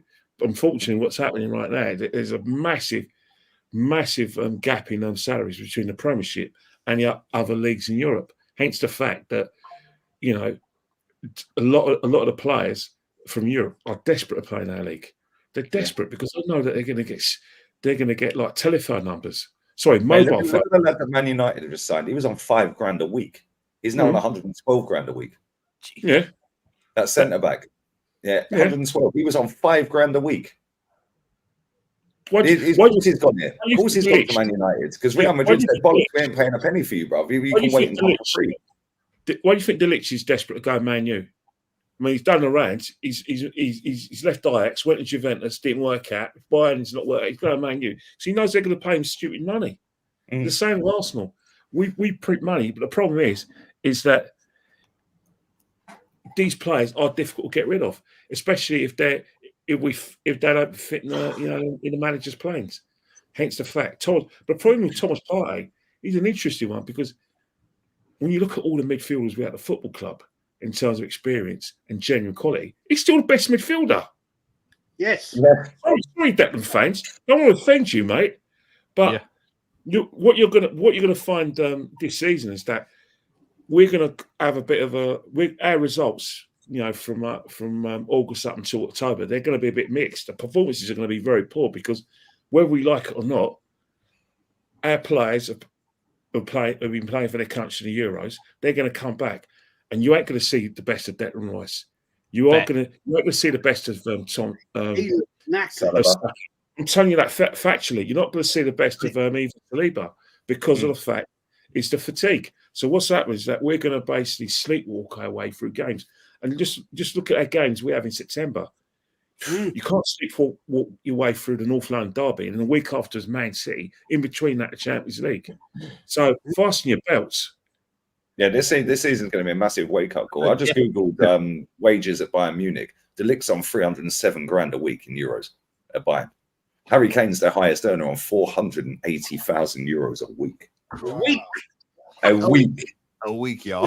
A week. He is on more money. Neuer's on 407. He's on 480 grand a week, Harry Kane. This motherfucker's won nothing in his life. Yeah. And it's 480,000 euros a week. He's not paid, but we still got a problem with player power. Because even when you look at the players that got 2 years left, Zinchenko, we've tried to sell him at the start of the window. They were saying he's going to Bayern. Now that he knows you want to sell him, cool, I'm sitting on the bench and I'm collecting my money. Yep. And I'll dictate where I go. Then you've got Trossard. If you do not play him ahead of Martinelli, when he knows he was better than Martinelli, he will then get the and then he will say, you know what? Piss off. I'm going to just chill here and I'm going to wait. I'm going to literally go down my contract. And when I'm done, I'll probably go because Trossard's what, 29? By the end of this contract, sorry, cutting off. There's already I'm hearing stories, not saying reliable source of evidence, but Trossard has been an issue in the dressing room because of his lack of play time. He has been. He has the right to, though. Yeah, he has the right to do that. Oh yeah, Lee. How many times have I said this year? I said this guy's gonna he's gonna have enough of this with Arteta pulling him out of games. You know, one game here, 3 games. You know, here off and on. That stuff wear on you after a while. And I said, I think I said this toward the end of the year. I said he's gonna be one of the ones that's gonna either ask for a transfer request or do exactly what Northside just did. I'll just ride it out.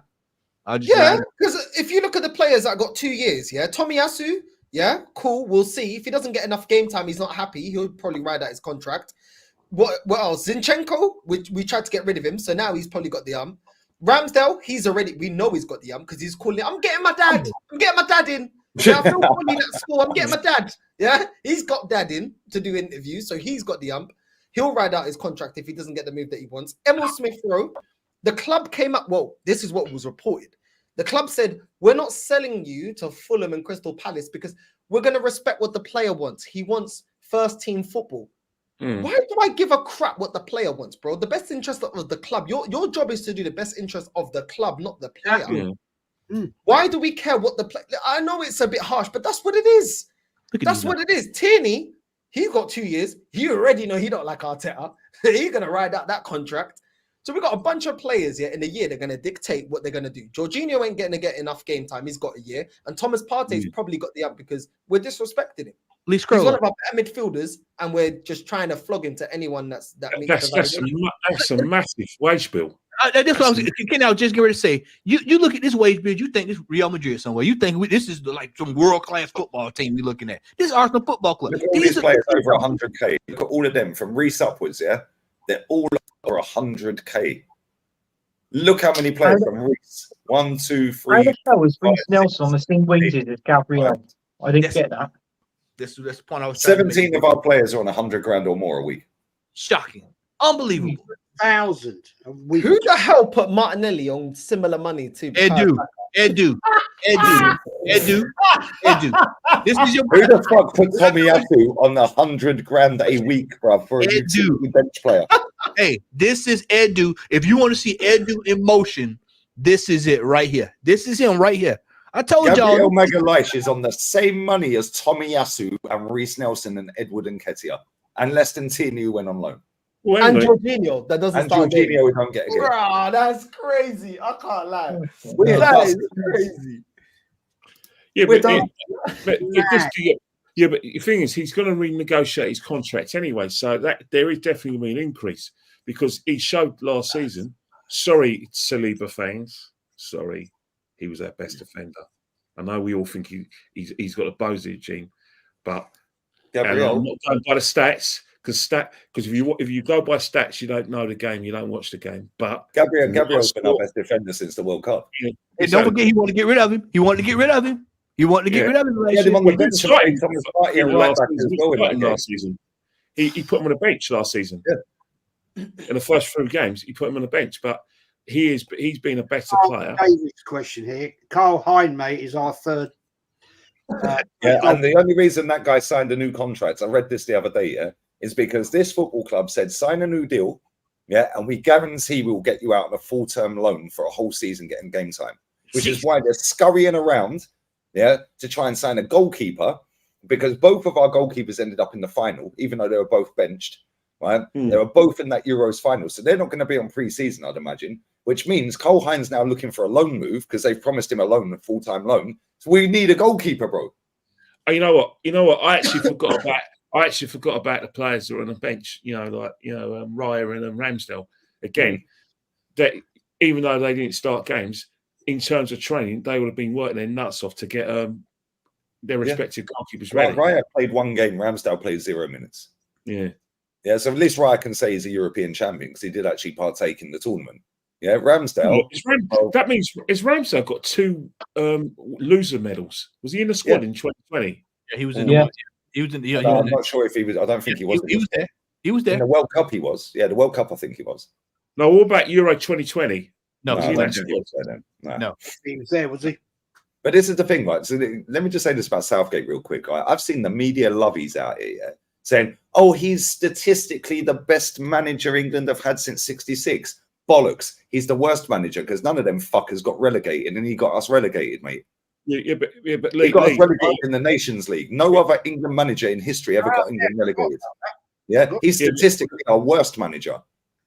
Yeah, but Lee, the only reason why we used to come out with stats is originally stats were brought in for managers to use when they were basically to look at players' performances, how many minutes they run, how much ground they cover, or how many passes they made, and they used to analyse that, so they can obviously have a one-to-one with their players.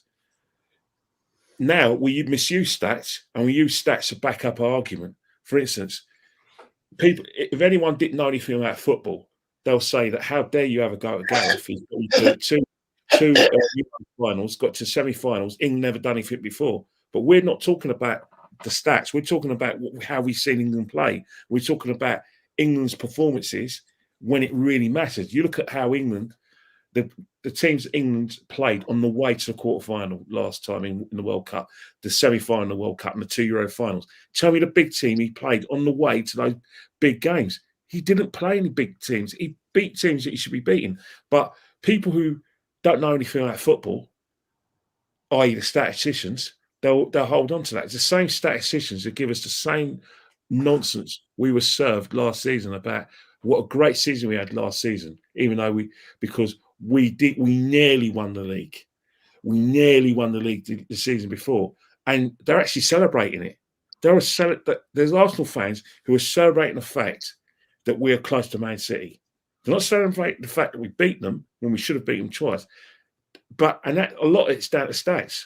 There's a lot of people right now who think that we should be in some sort of nut house in Broadmoor because we don't rate Arteta. There's going to be probably 100,000 more who think we should be in the nut house because we don't rate Southgate. That's the thing. They don't understand that football's about winning. They don't get it. They don't understand that we're looking at the performances and we're saying, well, hang on here, we watch those games and we can talk for the fact we actually watch those games, regardless of we watch on TV in the stadium. That's why we have the ump. We're not having the ump because we just woke up one day and said we hate Southgate, we hate Arteta. We're doing it because he's throwing games away. There's a couple of questions that's been thrown at us, which I think are quite relevant. First one, Jez, what's the website to check out how much Arsenal have in the bank? Go on to Company House website. It's free, costs you nothing, no money. Research Arsenal FC Limited, and it will tell you all their company reserves. It tells you their taxation. It tells you everything. If you're interested in looking, that's what it's all about. But that's where you'll find out all the facts, how much they got in reserve account, how much they got in the current, how much they pay out on wages and everything, maintenance of the club, It's all there. They have to file it every year, and it's all there, man. Jonathan says, question for panel: how did Chelsea and Man City sell so well, and we can't? Edu. Far away, guys. Go on. Easy. You know, their weight, the salaries that Chelsea and Man City play are well, let's face it, Chelsea and Man City will always sell the good players, and they always get money back because the players that they do business on, they're actually prize assets. They're actually these half decent players who would actually win trophies at other clubs. That's why you look at some of the players we're trying to sell Arsenal, and I say it respectfully. Look, Chelsea and Man City don't sell many players. Don't try to sell players like Eddie Nketiah and expect to get some big money on them. Chelsea and Man City will not pay someone like Eddie Nketiah that big money, especially because they know they won't get value for money, and they know that it'll be struggle to get rid of them. So the players that Chelsea and Man City are selling, they're actually players that are actually an asset to them. Like look at Cole Palmer. Couldn't get a game at Man City. Look at him now. Man City still were able to demand top dollar for him from Chelsea. Look how that's turned out now. That asset that Chelsea have bought scored, was it 21, 22 goals? It's now an England international. That's why that's why you look at the common denominator between Chelsea and Man City. Their academies are one of the best in the world. They do buy and sell top players. Look at the guy at Fulham. You know, the English Nigerian guy, the centre half. What's his name again? Big centre half, 6'5", born in Manchester. I think he's born in either London or Manchester.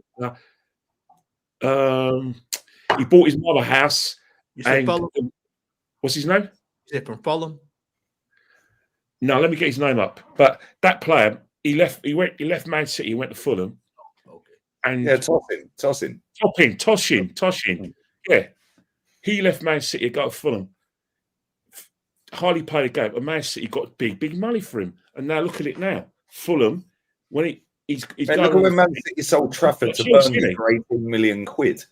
18 million for him. Yeah, They've just signed Savio for 16. Yeah. But that's the thing. Now, that's why they always do well when it comes up, because they're actually got genuinely top players who they know we're going to make a profit. Now, I'm not saying all their players work, but the examples that I've given, they're all top players. And they look at Arsenal, and Nketiah, you're not going to get big money for him because he's not one of the. You're going to get big money for Reece Nelson? Nope. No. Mate, I've just seen this as well, yeah. This was 4 hours ago. Sorry to cut you, Kenny, yeah. Bologna have asked for Jacob Kivior during the talks with Arsenal for Calafiori, but the Polish defender is not keen on the move. No. Why should he left Spezia at a couple of Arsenal? We ain't going to go back to Bologna. If he goes back to Bologna, he's saying he's failed at Arsenal. Man said, I am not leaving. The show goes on. That's a recurring thing with all players, man. That's a recurring thing with all these players. And as the Northside stated earlier, back in was it 18, 19? We're going to make sure that no player's going to hold us hostage. We're getting rid of them. And then here we are. We're right back down that rabbit hole. I want y'all to think about something. Lee, you said something yesterday. I was watching you yesterday. You said something about Aubameyang yesterday, but you missed the important piece. Yep, Barcelona got him, Chelsea got him, then Marseille got him, then Marseille made money on him.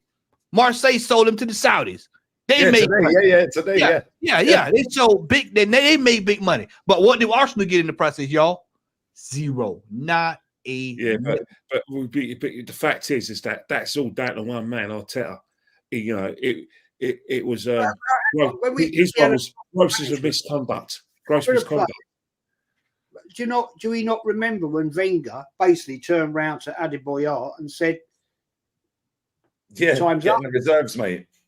Yeah, fuck off." I'm sorry. This is where weak management shows its head. Sorry to cut you in, Kenny. Yes. The fact is, if you're the manager or if you're the management direction board level people, and you say to a player, "Nah, you got to go. You're not going to make it at the club." And this guy turns around and says, "Well, I don't want to go there." You say, "Well, tough fucking luck." Yeah, but Jez, they're assets though. You talked about Adebayor was an asset that City really wanted. Nasri was an asset. Before that, Vieira was an asset when he left. Who else was there? Petit was an asset. All those players that we sold in the early years of the Emirates Stadium and the sort of latter stages of from about from 2000 onwards, from 2000 to about 2013, all the players we let go are assets. Now the players that we're trying to let go, they're not assets. Good point. That's the problem. Point. On bloated wages. Them wages, I tell you, them wages, man. That wage sheet that Lee had up there, that right there says a lot. That says a lot. It does. Aubameyang's record last season, he played 51 games, got 30 goals, 11 assists, and was Europa League top goal scorer. We let this man walk out of our club for nothing. Barca and Marseille have both. We all know what happened though. It's because of gross misconduct. Didn't Chelsea make money off of him? Didn't Chelsea sell him to Marseille? Yes, they sold him to. So Barca made money, Chelsea made money, and Marseille have made money since Edu and our now new CEO, Garlic Breath, said that he was over the age of 30, so we can't get any money for him. 3 clubs have made money off of him. If you look at the fact that if you look at the timeline of what happened. Remember the Tottenham game? He was alleged he was late, so he dropped from the Tottenham game in lockdown, and then a few months down the line, he gets stripped to the captaincy because he was late coming back from seeing his mum who had a life-threatening illness. That's facts. Yeah. And then we let him go. Now I'm not too funny, right? If we've let him go, it's got to be two things: gross misconduct, or the manager that they value so highly would have said it's either him or me. I could put my house on the fact that those two reasons happened. That Mikel went, I don't care how much it costs, I want him gone. It's either me or him or me. Because Mikel, whether we like it or not, the business side of us like it or not, Mikel would have said, I have to win that argument with this guy at all costs, or I'd have no authority. So that was an F up due to Mikel's ego. It can't be anything else, because you pointed out Chelsea made money out of him, Marseille made money out of him. He was still an asset. He was still scoring goals, and Barcelona made money out of him. So the fact is, we effed up because of Mikel's basically saying it's him or me. Couldn't be anything else. I wasn't there. You weren't there. But logic says it had to be that.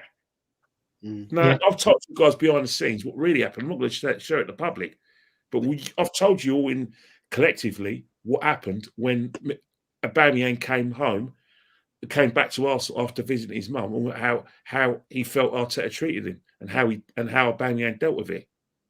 I've told you that. This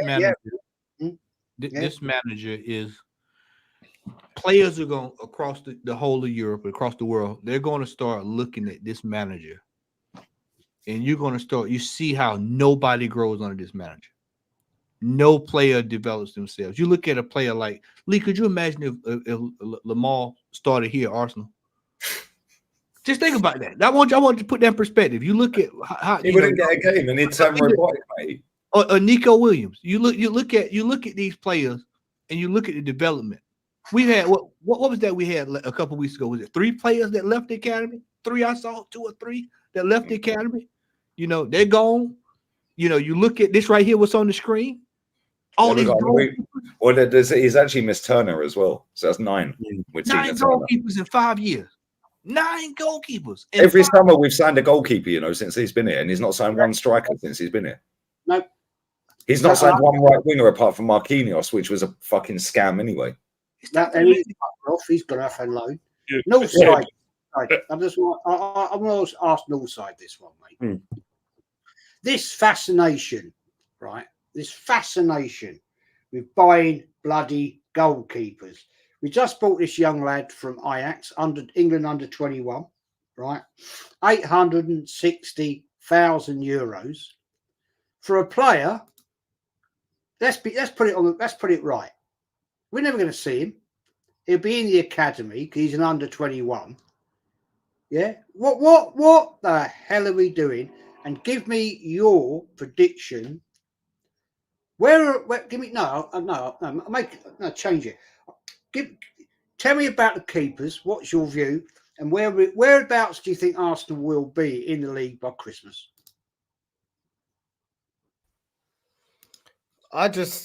Listen, where we're going to be in the league, I'm still waiting to see all the business that all the teams do by the end of the transfer window before I make my prediction as to where we're going to finish and where other teams are going to finish. But it's not looking good at the moment. With the goalkeeping situation, we keep getting backups, trying to make them our starting goalkeeper, and then realizing they're not good enough, realizing why other teams have got them as their second choice or third choice or fourth choice goalkeeper. And the cycle continues. I honestly don't understand what we're doing. Ramsdale was never good enough to be number 1. Now we see why. Runnison was never good enough to be number 1. We've seen why. And we continue to do the same thing. I don't understand how signing a goalkeeper is our priority. I mean, we need a striker. We need a right winger. This club, I just don't understand it. I really don't understand it. We used to sign players that nobody knew, and they used to become top players. Our scouting in the last couple of years has dipped dramatically. You look at the foreign players that we get. We used to get players like Nasri, Haleb, Rosicky, Pires, Antonio Reyes, players that a lot of us didn't know anything about before coming to the club. Thierry Henry, all these players, Anelka, that helped us pay for a training ground. You look at the players that we used to get in a smaller budget. I know, obviously, inflation and everything else, but it's still relative. In terms of inflation, we was never the biggest spenders. Arsenal have never been the biggest spenders. in the transfer window, as long as I've been alive anyway. And you see the players that we used to unearth, Adi Bayor, Van Persie, these players, we don't know anything about these players. Alex Song, Sagna, all these players, Ashley Cole coming through, like all these players we used to get. A lot of people didn't know much about them. Majority, we didn't know much about them. Now, who are we buying from abroad? A bunch of goalkeepers that ain't good enough. Trusty, Lokonga, Fabi Vieira, Muntavaj. You know what I mean? All these players, Fabi, like, it's a joke. It is a joke. Like, our scouting is an absolute joke. And Arteta, I mean, we had Wenger that was somebody in the world of French football. What Spanish players want to play for Arteta? Because Olmo had a great World Cup. Why is he not coming? Because back in the day, the equivalent under Wenger, their head would be turned. Oh, you know what? I could probably, I want to play with Wenger. I'll play for Wenger. What Spanish players looking to play for Arteta? Nico Williams, you can't get over the line. He's Spanish. Arteta's Spanish. Why can't we get him over the line? Why can't we get these Spanish players over the line? Why can't we get Olmo over the line? Why can't we get Fabian Ruiz over the line? Where's the connection? We've got a Brazilian sporting director that's getting outdone by the Real Madrid sporting director that's Argentinian. Why can't we get a Rodrigo? Why can't we unearth a Vinny? Why can't we do that? How come the manager and the sporting director can't get I'm not saying all the best talent, but some of the good talent from their side of the world or their country? Because Wenger used to do it, and he was doing it while paying off a stadium. He was doing it while losing his best players. He did it. Because these guys are some nobodies in their country. Arteta, you are nobody compared to somebody like Xavi Alonso. And now that he's actually won two cups as a manager, you're even less as a nobody. Because you ain't got half his trophies as a player, and you ain't got half of it as a manager. And this is the reality. We're nobody anymore. We don't have a David Dean that's good at negotiations. We don't have the pool. Arsenal are not looked at as a club that, okay, for all we banter Chelsea and Man United on their decline, they both won the Europa League. What do we win in our decline in Europe, let alone the league? This is the problem. We used to get clowned because it was, Arsenal fans were happy with top 4 in the FA Cup. We don't even run the FA Cup anymore. I didn't think it could get worse than that, Jez. Nope. You guys really win FA Cups and you get top 4. Well, guess what? We get top 4, but we don't win an FA Cup. So we ain't even winning any silverware anymore. So what do? Well, we're worse than the last 10 years of Wenger. Because Wenger was getting Champions League, but he was getting FA Cup. And I'm not saying that's the level. But he was getting something over the line. We've dipped even from that. Mm-hmm. And you know what? We're going to dip even lower. And you know what we're going to become? Tottenham. Arsenal don't win anything. That's the next level. If people keep accepting this, the next level is we don't win anything. North side, we won't even be in a Super Cup this year, as Duad calls it. Right? We're not even going to be competing. Super Cup. Community Shield. Honestly, fact, we didn't win anything last season. Oh, the season before. But we only got there because we felt we were runners up to the treble winners. You know what I mean? Mate. I mean, this is how far. The other day, right? Yeah, I've just dug a book out that I haven't read for a long time about Arsenal at Highbury, this, that, and the other, and all that shit, right?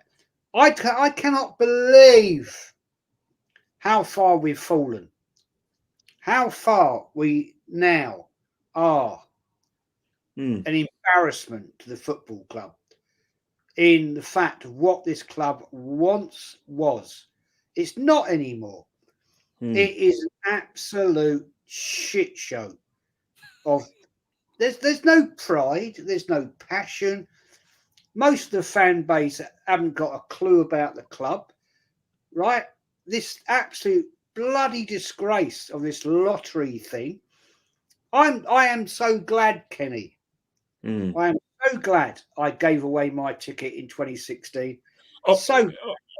I hear, but I hear, and that's the thing with the football club, is that when you talk about all the merchandise, I when I was growing up, it was very the only time we sort of changed our kits. I remember Arsenal changing their kit in 1982 to have JVC on it, and after that, it was very rare. Yeah, and even in the early in the sort of Premiership days, teams change their kits probably every 2 or 3 years, but now it's every season. And the reason why is that with social media and with now we've opened up the Premiership to our cousins abroad, all over all corners of the world.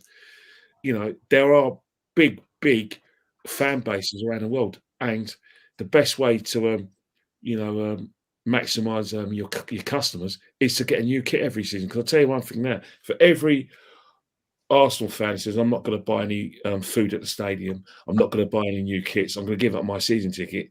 There's either going to be diehards like me who think, yeah, I'll do it. I'll still go and watch us play because that's what I do. I love doing it, and it's part of my life. And I wouldn't know what to do myself if I wasn't watching the Arsenal. That's kind of types, or people who just want to be in the times.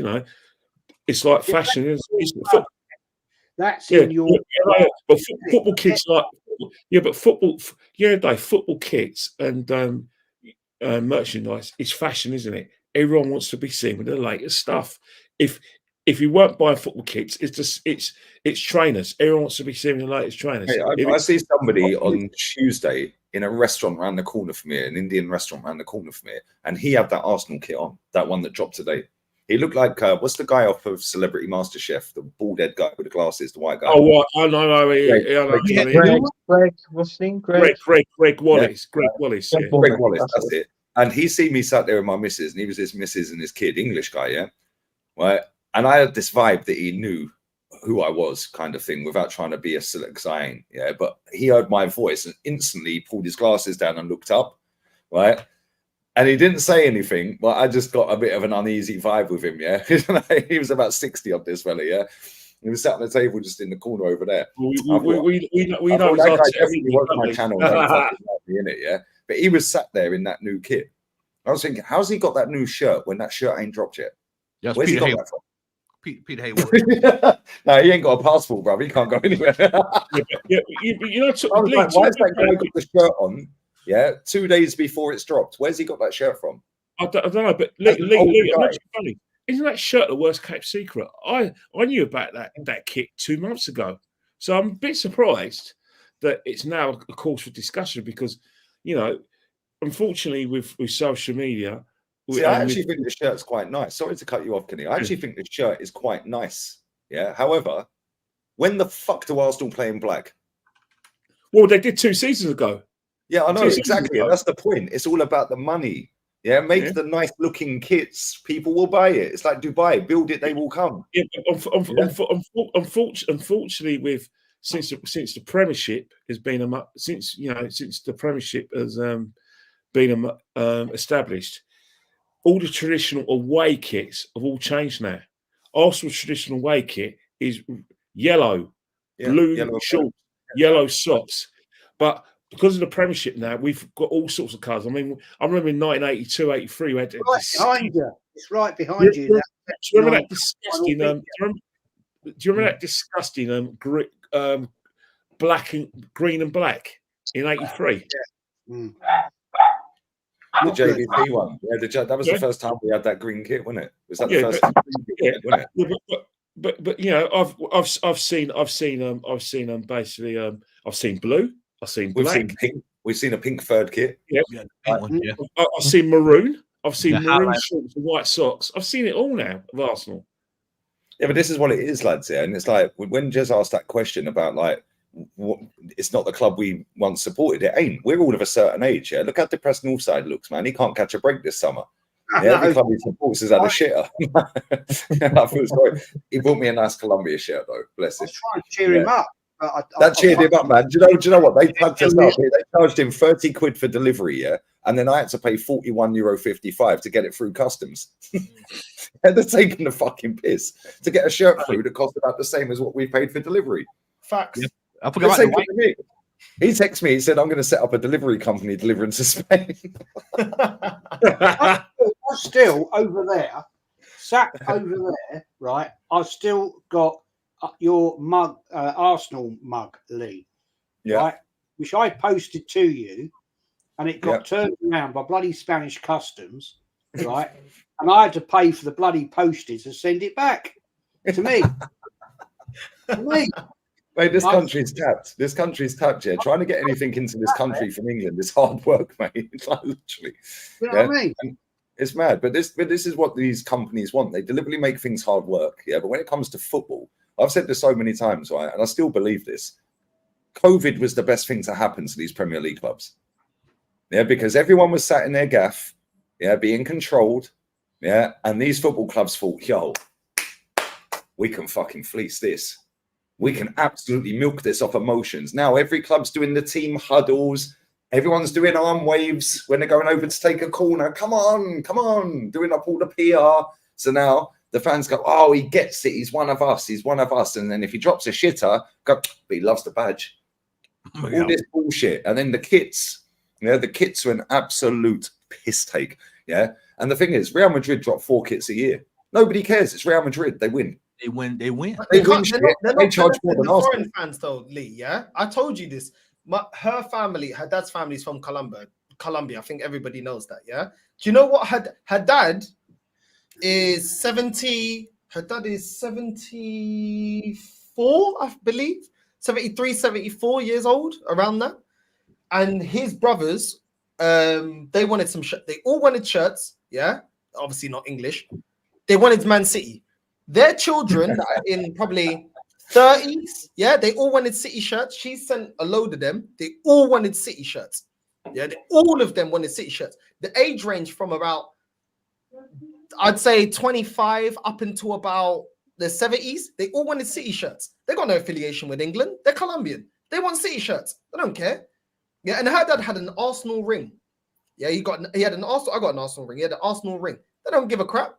Yeah, my cousins in Portugal, they're all talking to me. Oh yeah, City. They want City stuff. They're telling me they want City stuff. They don't want Arsenal. Arsenal are losing. When I bought that Spain shirt the other week, I went to La Cañada shopping centre in Marbella. Right, when I went to look at a new Mac, ended up buying the missus a pair of trainers. I was fuming, bro. I was like, "You just tapped me out for a pair of trainers. I came for a Mac." Right, you know what I'm saying. But I went in JD Sports in La Cañada, right, and it's the first time in 5 years I've seen an Arsenal shirt for sale. It's a brand new home kit. Yeah, but guess what? It was front and center on the mannequin. When you walk in, there's a tiny little JD. It's not a massive, it's a tiny little shop, smaller than this living room. Yeah, but that's the first time I've ever seen in a shop in this part of Spain an Arsenal shirt for sale. But guess what? When you look through the rest of the shop, Man City, PSG, Juventus, AC Milan, Real Madrid, Atleti, Barca. Yeah, you then go to Fengarola to Miramar shopping center. You go in any sports shop there, you are not seeing an Arsenal shirt, but you'll see Man City. Hey man, I'm gonna be straight up with you. Now, I don't know about any of my fellow Americans in the chat, but I can tell you now, being here in Georgia, I don't see Arsenal kits like that, man. I don't see Arsenal kits like that. Every blue moon, no pun intended, I'll see an Arsenal kit every once in a while, but I don't see them in abundance. I see City, I see Liverpool, and I see United all over the place. I don't even see United. People that are not English don't care about affiliating to club. They want to be affiliated to winning. Winners. They don't want to. They're not English. They're not from there. When I go Portugal, like even the last time I was in Portugal, it wasn't that long ago. When I walked in the JD or when I went into the sports shops, I didn't see no Arsenal shirts. And I'm not just saying this. I did not see it. It's true. I didn't see it. They weren't selling it, but they were selling. You see a City shirt there, though, innit? I saw a City shirt. City, Juventus, AC Milan, Real Madrid, yeah, Benfica. Bro, before City were winning, when Man United on top, I saw Man United shirts in Portugal. Yeah. I saw Chelsea shirts in Portugal. It's been a very long time since I've been to Lisbon, the capital, and I've seen them selling Arsenal. You can't buy it there. They don't sell it because nobody wants to be affiliated with it. They ain't English. Well, I don't even see Man United or Liverpool shirts in the sports shops here. And they're two of the biggest clubs in the world. And I don't see them here. Yeah, but you'll see Man City and PSG everywhere around here. Yeah, PSG, Man City, yeah, 100%. Yeah, everywhere. Every Real sports shop Madrid, you see it. Even Real Madrid in Portugal. Real Madrid everywhere. Yeah, mate, Benfica was in that JD Sports, Benfica shirts. Because Benfica are one of the biggest clubs on the planet, bro. Yeah, and people don't, They don't go people 20 years without underestimate winning how a big major. Benfica are, innit? People, Benfica until about 10, 12 years ago had more paying club members than any football club on the planet. I think the longest I've seen Benfica not win a major honor is about 3 years, about 3 to 4 years, something like that. In the chat. And they did about 6 league titles in a row. I think it was 5 or 6 in a row. In a row. You know what I'm saying? Like, they don't. This is why I know. Yeah, I saw the Benfica shirt. I was like, "Oh, that looks nice." I'm like, "Let's see." But I ain't buying it. it. Arsenal. They don't let me down for very long. Trust me. Everybody that was clowning me, trust me, they don't let you down for very long. There's a reason why they got 37 league titles. There's a reason for that, and the most out of the whole country. They don't lose for very long. Trust me. Even though they're a little bit all over the place, but it ain't Arsenal, bro. It ain't Arsenal. It's true. Where does Marley live in Spain? Yeah, I'm in Southern. Yeah, and I swear down, yeah, that's the first time I've ever seen an Arsenal shirt on sale in a sports shop here. And that's right. Go on, Jeff. Throw this out there. It was in the chat a little while back, and I forgot to star it. It's my fault. If Arsenal this season fail again, do you think I'll come, Anthony? I want to ask you this one first, and Matty. Yeah, we do the round robin. Matty, Anthony, Matty, Kenny, Lee, and Northside. If Arsenal fail again, right? Do you think heads will start to turn and say, no. This is it. We've had enough now. We've really had enough. Will it get vocal at the ground, do you think? Well, you would like it. Well, you like to think so, but to be honest with you, it should have been said last season. Season just gone. You know, I mean, the season before that we did bottle it. Last season, Mikel Arteta ballsed up, and I always say it. It was that game against Aston Villa that cost us the Premier League, and it was. So if Arsenal fans are happy for mediocre, you know, finishing second, third, or fourth, as long as we've got Champions League football, if they're happy with that, and so much for them. Because this season, I will be saying it on other streams as well.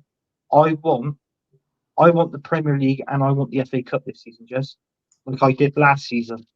And then once we can do that, we can then bring in some more players. Hopefully, Mikel Arteta won't be the manager, but if he is, he got to step up to the plate and then go for the Champions League.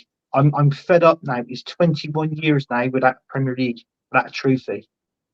And this ain't the Arsenal that I know. When I grew up in the George Graham era, you know, 6 trophies in 8 seasons. That's the Arsenal I know. And then with this manager, you was touching on it earlier. I just want to say this, and then you can go to Matty.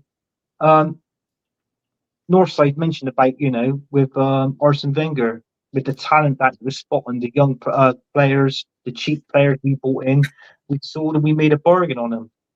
Unfortunately, we haven't got that in Arteta. And I said it to you on your stream those times, Jez. He don't know talent if it come up and slaps him in the face. This is the typical manager that we've got. And if he does go out and signs a player for 80 million and he turns out to be absolutely crap, yeah, what we end up selling him for? We'll end up selling him for less than 10 million. Like what he did with Pepe that time. Because I think Pepe went for about 2 million, 3 million, was it? At the most. So, unfortunately, this is the manager that we've got. I'm not happy with him. I want him at the club now. But it's like what I said. And I will say one more thing. There was people on streams that were Arteta out, and that for some particular reason, they've completely changed their mind in saying, oh, let's give him one more season. Why? What have we won? What have we achieved? We achieved nothing. Facts. Matty, do you think eventually, you know, it's got to come a point in time, mate, where the fans to say enough is enough. Even the Arteta sexuals, you know, stuck to their bed sheets, man. They've got to say this is enough. You know. Well, I mean, some of these fans already know that the jig is up because we saw them storming out of stadiums. We saw it at the I can't remember what game it was, but remember they had that mass exodus one game there. We lost and all the fans hauled it out of there. See, what you're seeing is you're seeing a bunch of people play a game. It's to go along to get along. Wherever one set goes, then everybody goes that way. Then you got us, constant, same. It's not changing. We've seen it. We're locked in. For me, trophies next year. But I'm going to be real with you all. We're not winning trophies next year. I've come to that realization. It was a hard realization to swallow. I talked to Lee. I told him, I said, it's hard to go back-to-back second place and then turn around and be successful. It's extremely hard. You've got to, in order to do that, we would have had to come into the transfer window and make big name signings right out of the gate. You would have to have intent signings to show people that we are going to the next level. We're moving to the next level. You've seen everything but that. The fan base next year, you're going to start seeing people look around. And people are going to start saying, wait a minute. This is year 6. We're going on year 6. You're going to start hearing a lot of that this coming year 6. Then, of course, you're going to always still have the same ones that are going to be. We got to give him 5 more years. In 5 more years, he'll get us there. And people are going to start looking and wondering where's the success. And I'm gonna tell you another reason that people might start turning next year is if Tottenham have any remote success next year, any form of success next year, people are gonna start looking up. Manchester United, I'm telling y'all right now what Manchester United is gonna do next year. They're gonna take their cup competition serious, and they're gonna be in for every last cup, and they're gonna feel a strong team. They're gonna come out with intent next year to look at winning something. See, we've had it real good the last 2 seasons because really everybody else was in chaos. And we just so happened to kind of fluke our way to second place there. But this is not going to be the case this year. It's not going to be the case. We still don't know what we're going to get with Liverpool. I know he's the first-year manager, but them telling what they can do over at Liverpool, you know how they roll. It just, it could pop up. But for us, Arsenal, we're not doing anything this year, Jez. We're not doing a damn thing. We're going to probably finish in maybe 4th, 5th, or 6th. It's going to be a rough season this year. And you're going to start hearing people, well, if we finish 5th, we still can get a Champions League place. That's going to be, you're going to start hearing that narrative soon. Well, we're still in for the Champions League. And then we have to go out to Jerusalem and qualify, and they'll be satisfied with that. But I mean, it's going to be more of the same, except this year it's going to be spectacular in the way we fail, because Kenny alluded to it. Those September fixtures, let me tell you something. That Tottenham and Man City right back to back, you lose either one of those, and we know just based off of what we saw last year, 9 points. What I told you all summer league, 9 points, you ain't winning no title. You drop 9 points. City lost 3 games all season in the league. 9 points, you out of there. You can just go ahead and just hang it up. You know you're in trouble. Because City ain't dropping no 6, 7, 8 games. It ain't happening. You just no way. No way. Tough start to the season, man. September is a tough run. Penny, I mean, your opinion is bang on because you're there. You're at home. You've got your ticket, right? You go every single bloody week, rain or shine. So do you honestly think, mate, if it's all going tits up by Christmas, I'm talking about League, Champions League, do you think that the heads are going to turn?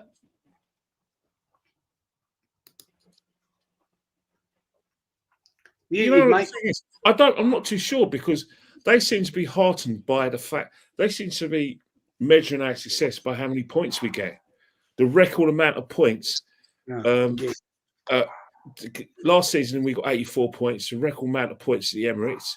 Then the season afterwards we broke another 89 points. So they seem to be very, very happy with what's happened, because there's this at the moment. There's a school of thought amongst most of the fan base that City are unbeatable, and that finishing second to City is like winning the league, and that's how they felt. Because obviously I missed the last game of last season, but where I was abroad, the narrative where people were patting themselves on the back. It took for me watching your shows, because Lee, you did a few emergency meetings, and Jess, you did similar shows. For me to think, well, yeah, Arsenal did win the league, because the sort of information I was getting back from UK when I was abroad was, I would have thought Arsenal won the league. I generally would have thought Arsenal won the league, the way a lot of our fans are going on. And I think it's still going to be the same again. There's a lot of people who think we're going in the right direction, that eventually we will beat City, that we've got nothing to complain about, because the like the buzzwords are Arteta and his team has made me fall in love with watching Arsenal again. The stadium, when you go to Arsenal home games, the crowd are all in love with that team. We're in love with the club. Thank you, Mikel. Thank you, your team. That's the buzzword. So the answer is no. If we carry on, if we get finish second to Man City, we take him into the last furlongs of a title race, the fans will be saying the same thing, because majority of the fans, from what I'm seeing at the football ground and from what I'm seeing on certain podcasts, is that the love affair of Mikel Arteta is so big that I don't think us not winning another trophy will change their minds. In fact, people like me, you, Anthony, Northside, and Lee, and Matty, what we're going to be called? We're going to be called entitled. We're going to be called spoiled. Glory hunters. Yeah, spoiled. And that people will go, if you're not happy with the way things are, the fact that the fan base is united, go and F off down the lane, go and F off down, go and get on the district line or the Hammersmith City line and go and watch Chelsea. That's what we're going to be told, because from what I saw from afar, that last game of the season, I expected to see Arsenal fans crying. I expected Arsenal fans to go in absolutely mad. The only Arsenal fans that felt like crying, the Arsenal fans who lost their shit, was you lot. Every other Arsenal fan, I didn't see them losing their shit. But are they real Arsenal fans, Kenny? Yeah, but that's what I'm trying to say. All I heard, but I've seen other podcasts, because when I was at, I'll let you say, John, I was abroad best. All I heard, the theme and the sentences and the buzzwords, whatever you want to call it, was Mikel Arteta has made us fall in love with Arsenal again. That's what I was hearing from abroad. And when I got back from abroad, 3 weeks later, the same sentences were being uttered. And I'm probably going to hear it again. Kenny, if they tell you if they tell you to F on down the lane, you just tell them y'all just go ahead and meet me there, because most of them was already there. No. The mood 14 for May, they're all there. No, I'll tell you what's going to happen. If anyone says that to me, I'm going to get him by the ear, and get him by the ear and put him on the bus 259 myself, and say, right, there you go. He's my oyster. I've tapped this guy in, take him out of White Hart Lane and leave him there. That's what I'll do. If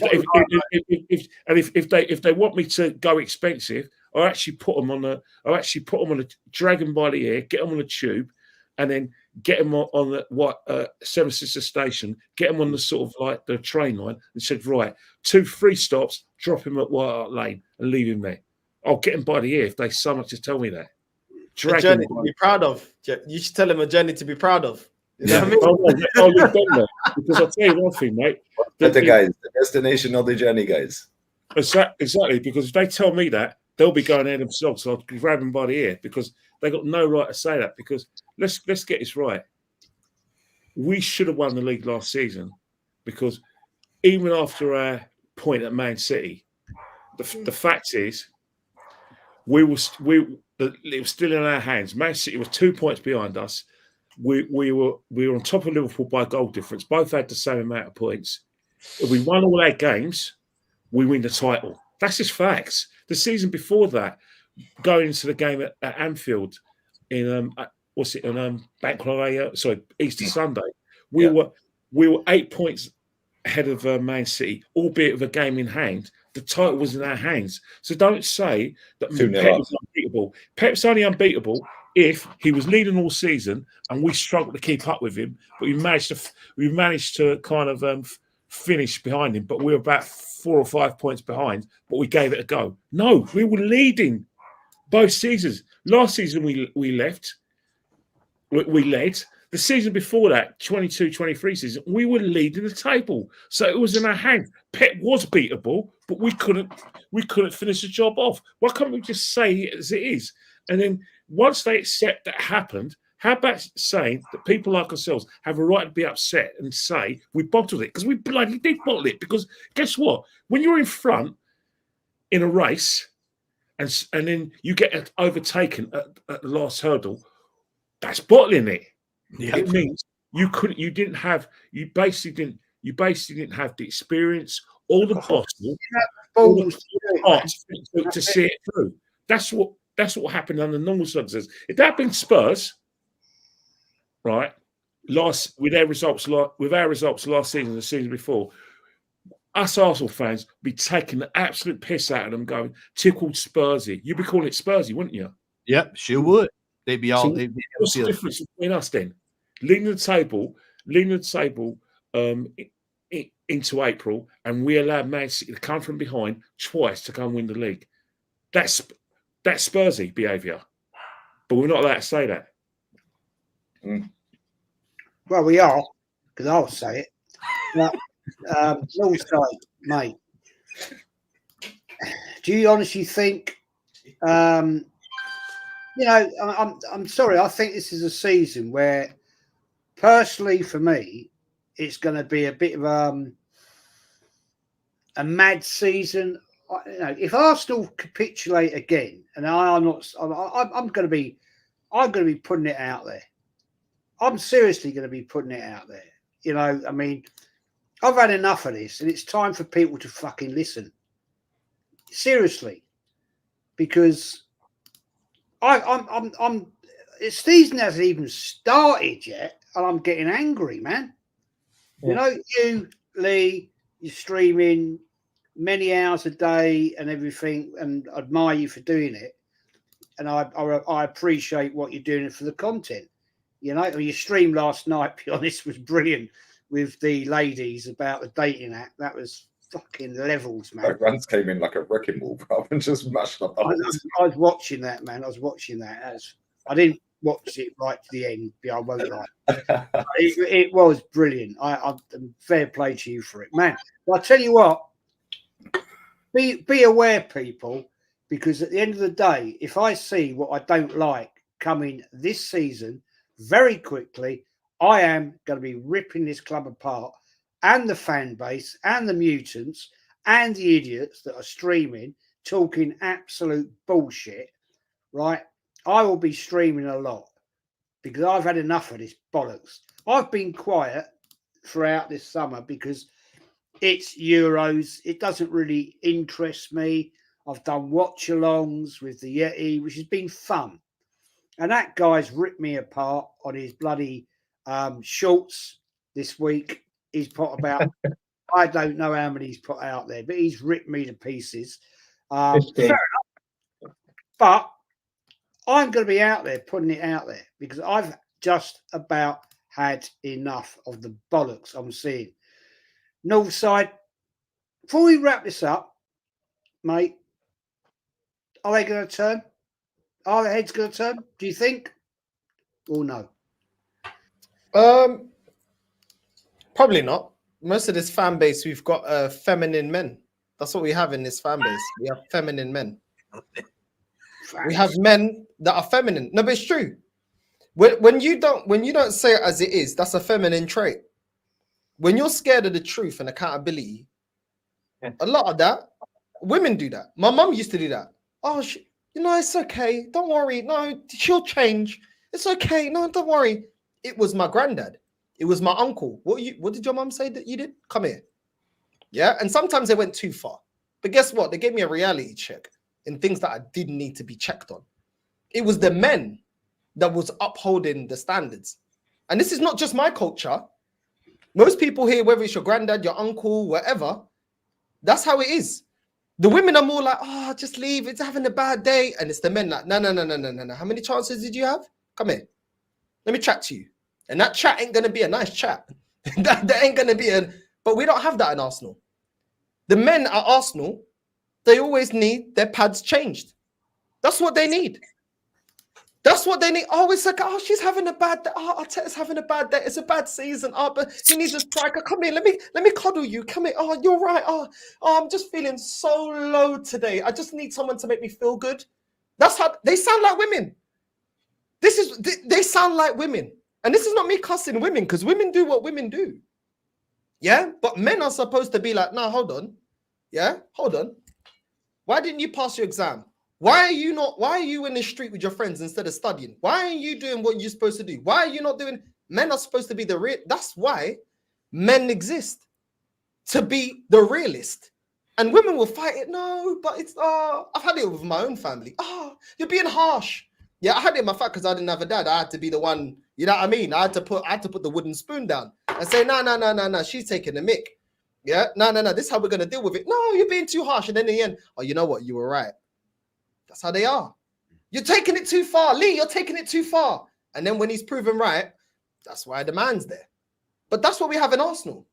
Everything is, no, Saka, he's so cute. No, leave it, don't say anything.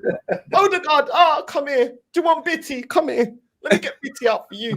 You know what I mean? Do you want sliced apples? You have sliced apples. Okay. Martinelli, you have sliced apples. No, we can't say nothing. We can't say nothing about Declan Rice. Do you want Blanky? Let's get Blanky out. It's time for let's get Blanky. Who wants warm milk?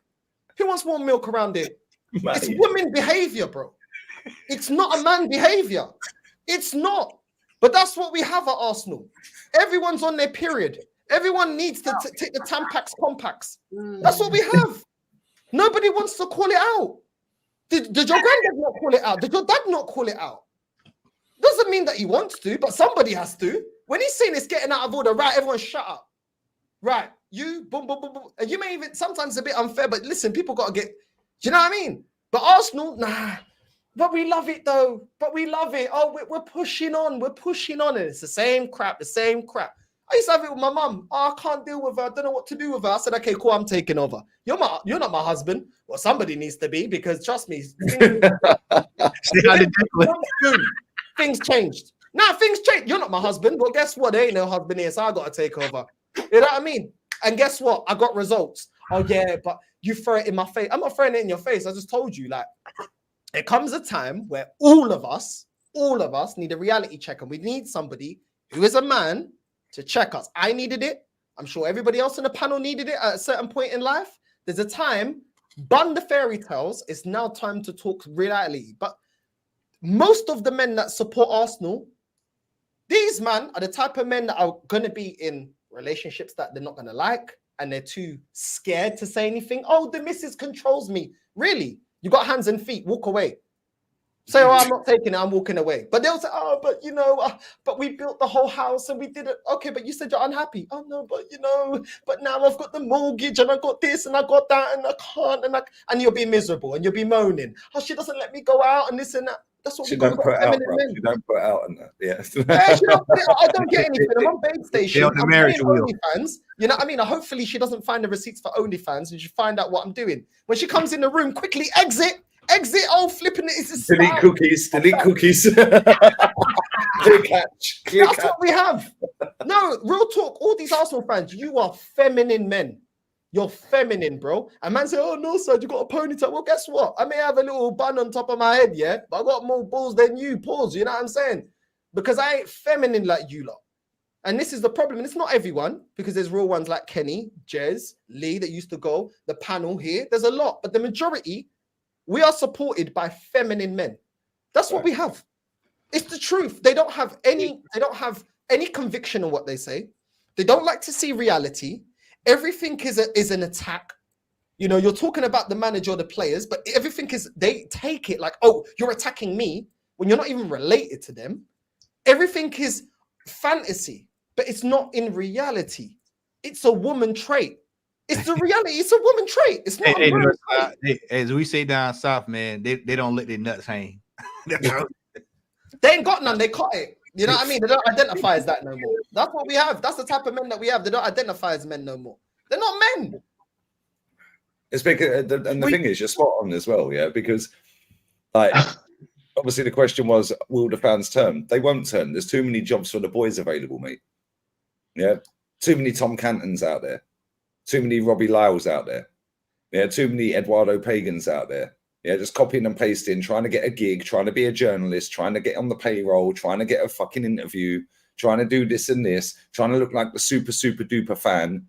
Yeah, and if they just all admitted that they fancy the manager, I think it'd be a lot easier, isn't it? Just say you're sexually attracted to Super Duper Mick.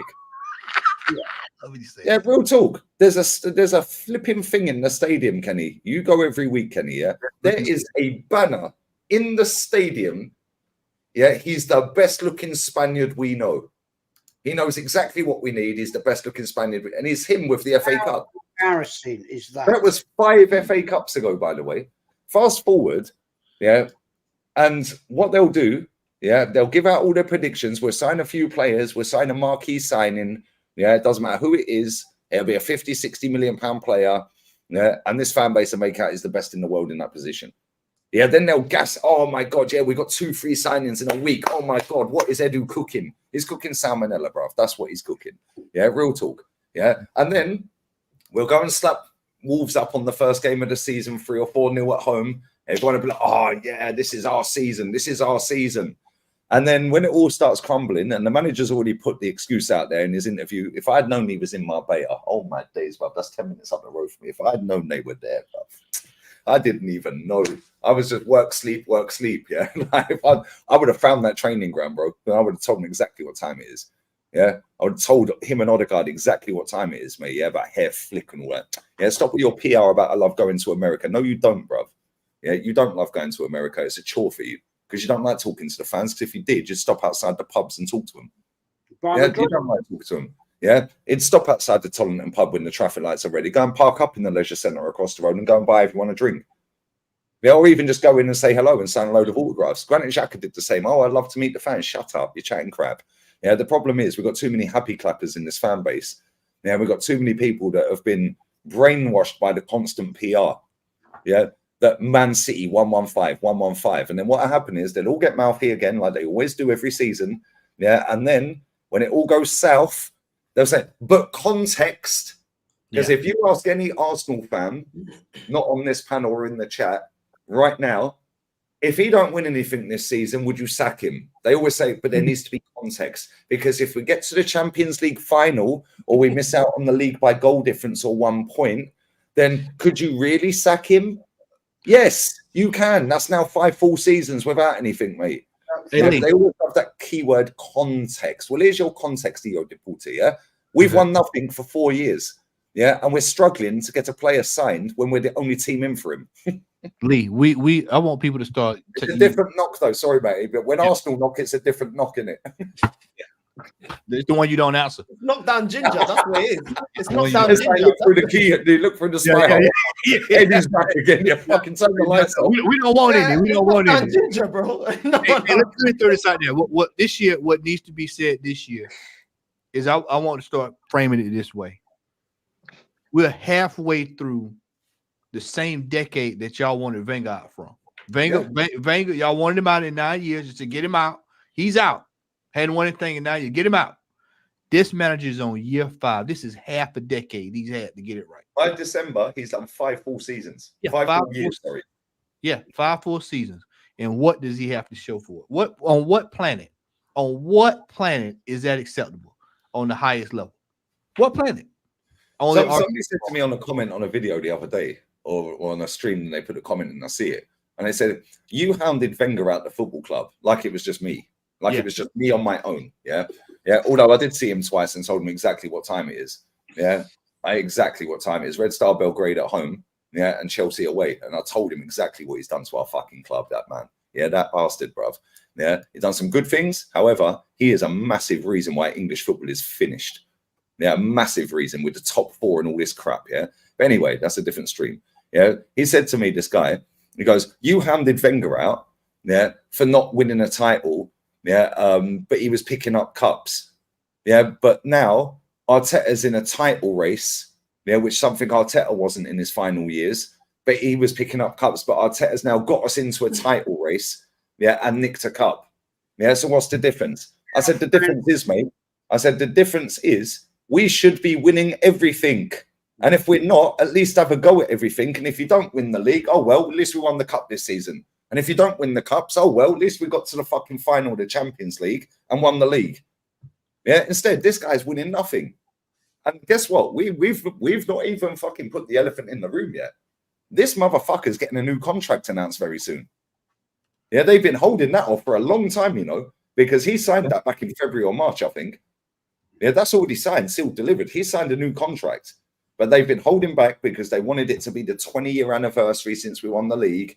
Yeah, and they couldn't put that out because we didn't win it.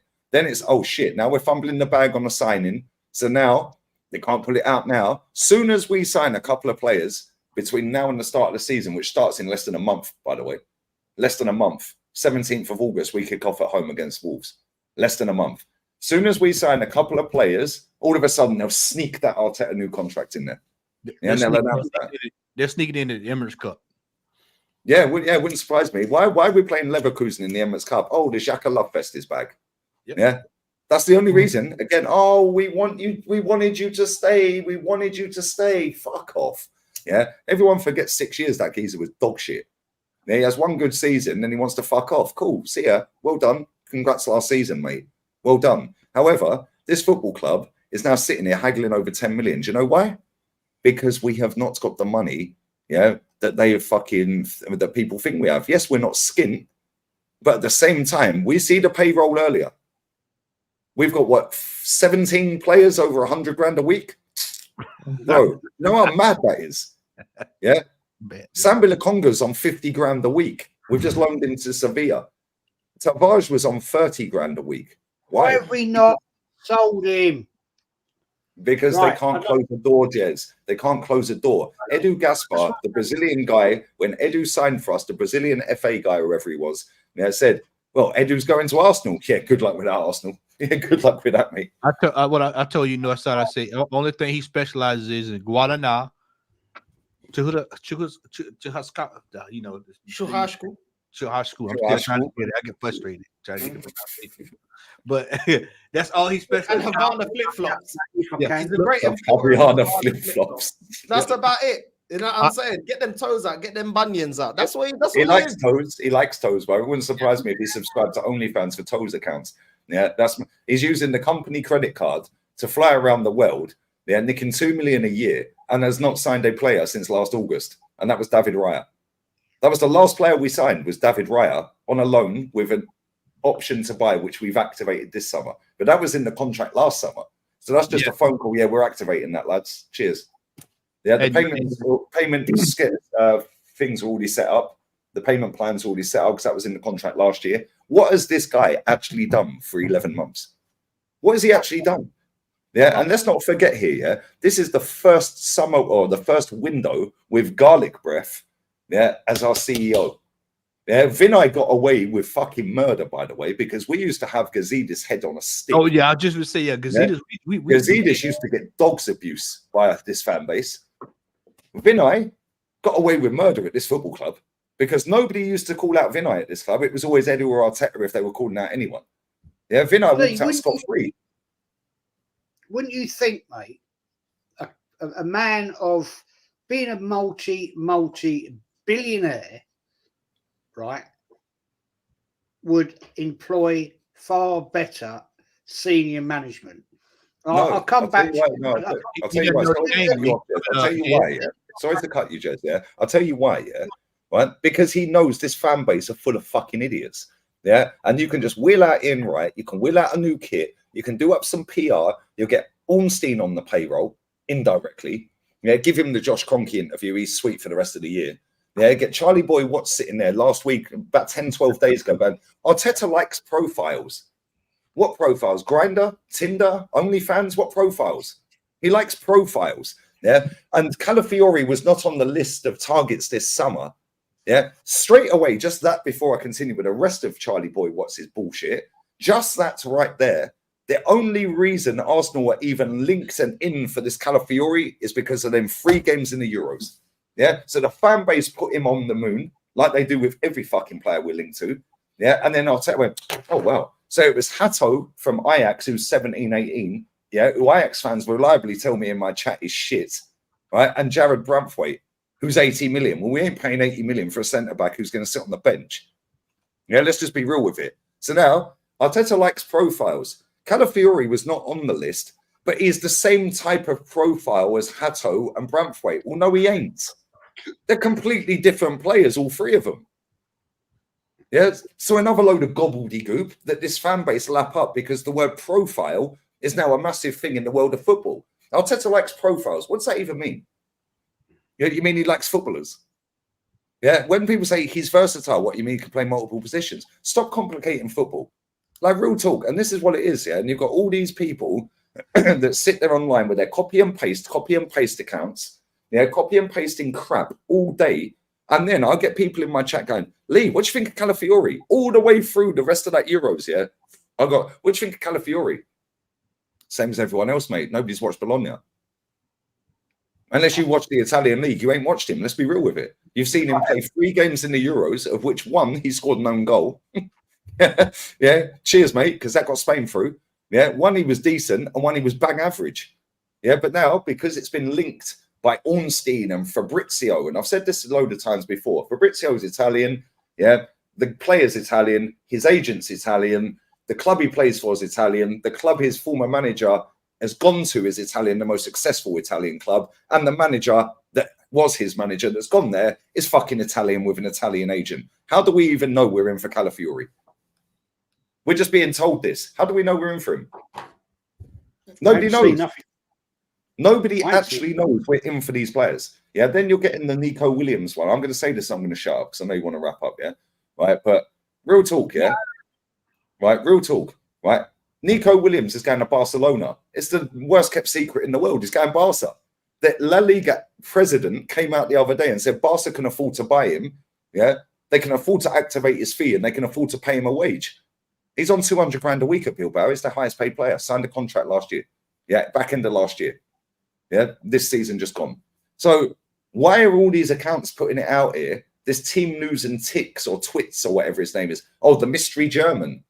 Yeah, and then you have to pay $4.99 to watch the rest of his content. Fuck off, mate. Mystery German. Who told you it's a mystery German? Because whoever told you that knows who the German is. So stop lying. I know who the mystery German is. Matty's got to head out. He's got a photo shoot to go to. So big up Matty. I'm gonna say this before I go. I know who the mystery for everybody who's wondering who this mystery German is. I'm gonna tell you who the mystery German is. It's Kai Havertz is gonna be that striker at the beginning of the year. Put that in your pipe and smoke it. Jez, Anthony, Lee, Northside, Kenny. Right, oh my God. Epic stream today, y'all. Epic stream. Chat. Big up everybody. Make sure you subscribe to all these. Hey, before you go, mate, shout your shit out, man. Shout it out. Your channel here on YouTube. I'll be getting ready to start firing up stuff. Ran into an issue there with YouTube last week on my last week's video. Pissed me off. Lee, I got to call you right now. Pissed me off. Yep, pissed me off. I knew it. Yeah, pissed me off, man. So I'll call and tell you about that later on today, either tomorrow. Yeah. But other than that, man, thank y'all so much. Jez had a blast. Pleasure always for joining me, man. I love Matty, man. Have a blessed evening. I'll call you in a bit. Yeah. I'll call you in a bit. Okay. I just want to read this out from Tony. Big up. Go and support Tony Claude, mate. Lovely guy. Top channel. Big up Matt, Jez, Lee, Kenny, and Anthony. Great show as always. What about Northside? Man, I haven't seen you for ages. I haven't seen you. What happened to Northside, Tony? Why did you miss Northside out, bro? Like, what's going on here? Where's Northside? Northside. I know. He's gone for the title. He's gone for the title, man. Disgracia, guys. Manny says, big up the panel, in particular Northside, for a fine stream yesterday. It was brilliant. It was brilliant, I have to say. I wasn't in it myself. I was in the chat. That's a grumpy old men. Yeah, well, the thing is, that was actually TV. That was actually a very good TV show. It was basically like Room 101 for grumpy old men. They had grumpy old women. Very good TV show, Neil, on BBC Two a few years back. I watched it avidly. The thing is, Neil, I'm a grumpy old man. I'm the oldest here, but it's because I've actually seen Arsenal as a great club. I've seen us win shit. So you can call it as much as you like, but at the end of the day, you know, what's to be happy about? Like, real talk, yeah. Like, when people say to me all the time, like, I get a lot of comments saying you're just a glory hunter. Well, hello, the aim of the game is glory, mate. yeah. Yeah, like, what do you want to just be a serial loser? Well, actually, yeah, you probably do, because you're a serial loser in life. Yeah. So you resonate with a club that's serial losers. They're full of serial losers that have infested a fan base that was once great. Yeah, is what it is. Yeah, when you look over the up the M1, M62, M6, M62, and that, and you see Man United sorting out their whole hierarchy just like that inside 3 months, and now going out there and going, "Yo, Bologna, we'll pay you over the asking price, yeah, for the player, yeah, because we don't want to pay the fee up front, so we'll pay over the odds for Xerxes, and we'll schedule it for payments over 4 years or 5 years. Yo, Euro, yo, we'll pay double what Madrid want to pay, yeah." Bang, the next day he's on a flight, he's passed his medical, he's been announced about an hour and a half ago. Yeah, 2 players just like that for 90 million between them. Yeah, 2 of the best young prospects, apparently. I don't watch them leagues. Yeah, so I don't know. But from people that are in my chats every day, they say Euro's a baller, yeah, and Xerxes a baller. So I can only go off of people that actually watch that league. Yeah, I'm not going to listen to Man United fans necessarily, yeah, because they're just going to hype everything.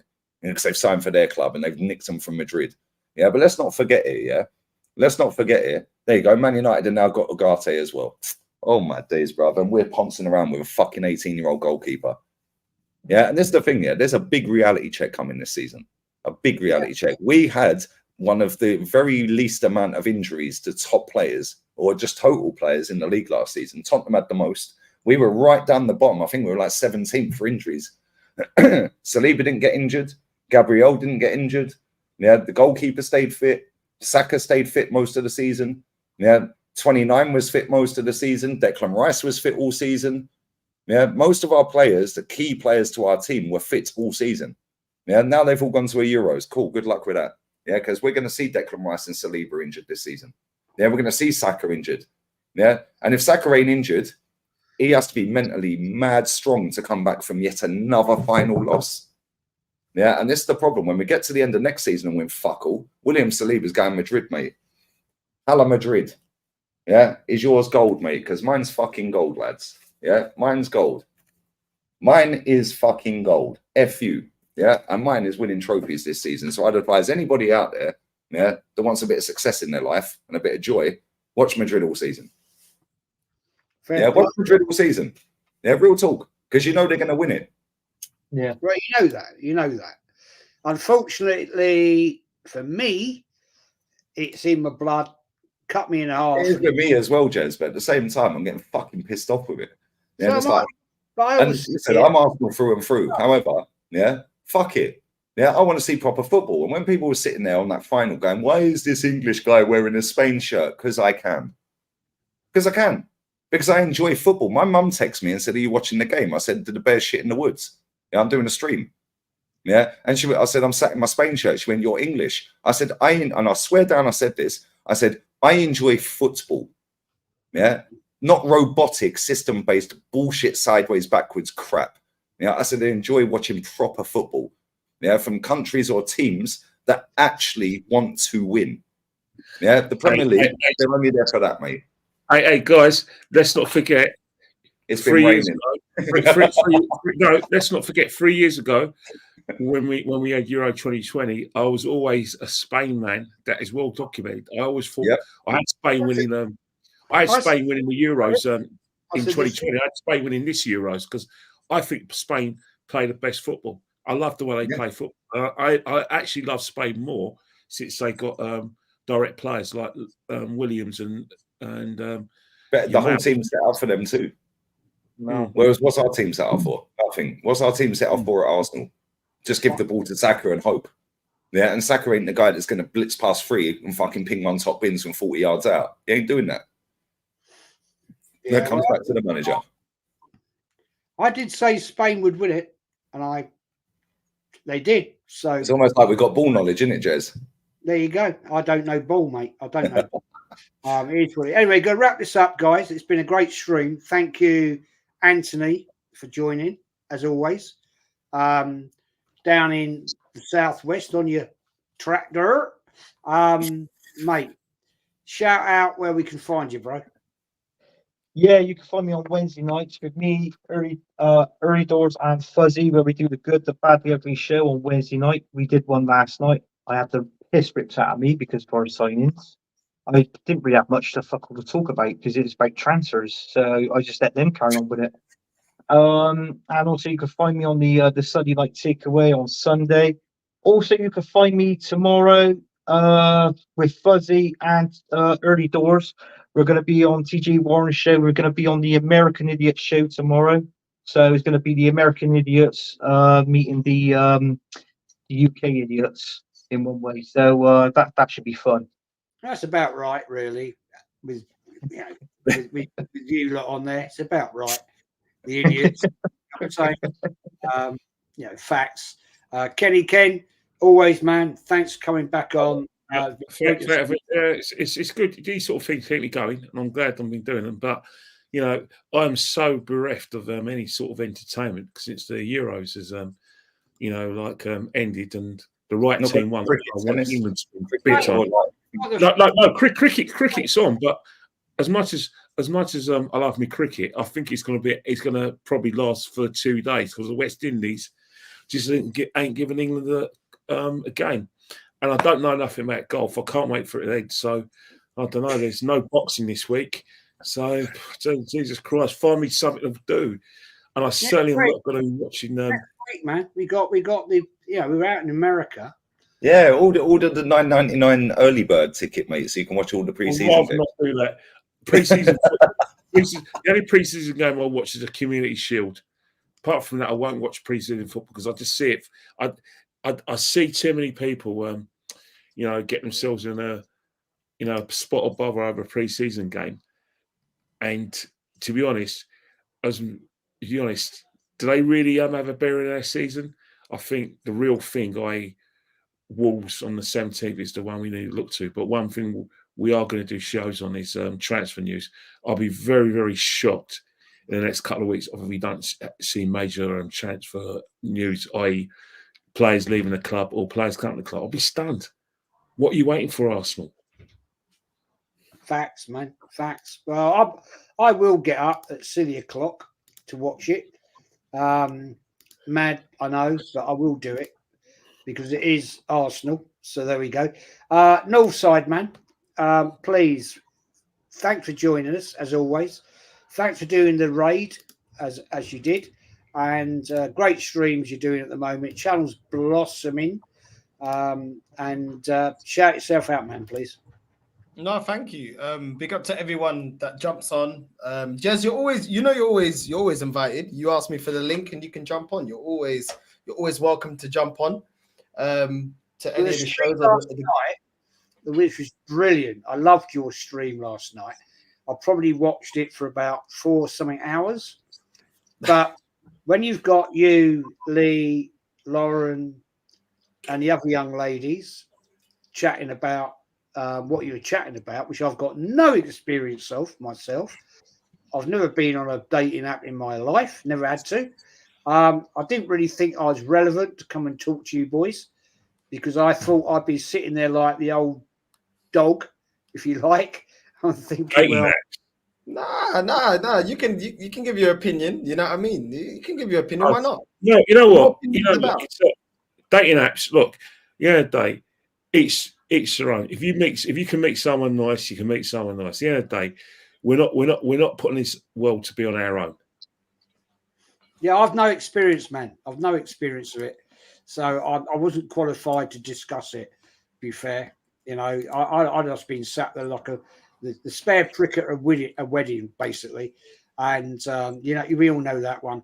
And I thought, I love watching Lee and Northside and rants and the ladies. It was entertaining factor, but I just don't think I was qualified for that one. To be fair, because I ain't got a clue what you're bleeding talking about. I've never been on a dating app, Jez. Never in my life, man. I met my wife when I was 14. I mean, Jez, look at me. I'm 42. I look amazing. Do I need a date? And I can chat. Right? Exactly. Well, yeah, I get that. I can talk the hind leg off a fucking off a fucking donkey. Don't you worry about that. You know what I mean? I was bored to talk bullshit. You know, you've done it, Lee, in business. I've done it in business. I've sold sand to an Arab. Don't worry about that. It's the Eskimos and that. Do you know what I mean? So, Yeah, maybe we can sell some titles to Edu. well, mate, I tell you what, I swear to God, if I had the opportunity, I'd do a damn sight better job than him. I've been in negotiations. You've been in negotiations, Lee. You've been in negotiations, Northside, right? I could do a damn sight better job than him. I would sign players quick, smart. I'll close the deal on Tinder quicker than he'll sign a player. I'll tell you that. Yeah. You know what I mean? If I was on Tinder, I'll close down the deal quicker than him. You know what I Can mean? you imagine me on Tinder? Jesus Christ, I'll be cleaning up, mate. I swear down. If I was single, I'd be showing, man. But obviously, because I'm not, I can't, and it's gonna create drama. But I would be like, yo, this is what you do. This is what I'm doing. This is what you know what I mean? Yeah, it's like work, man. Come on, we can chat, innit? Step by step, you know what I mean? By phase 2, deal sealed. You know what I mean? Phase 2, bro. We've plowed through half of the coast. Well, you hit Lee kind of imminent, yeah, and it's over the line. Yeah, here we go, guys. He'll be over like this, signing the contract like that. Yeah, personal terms agreed, and they're signing the contract. Personal terms. Levels, man. Yeah, and then 2 days later, yeah, boom, contract terminated.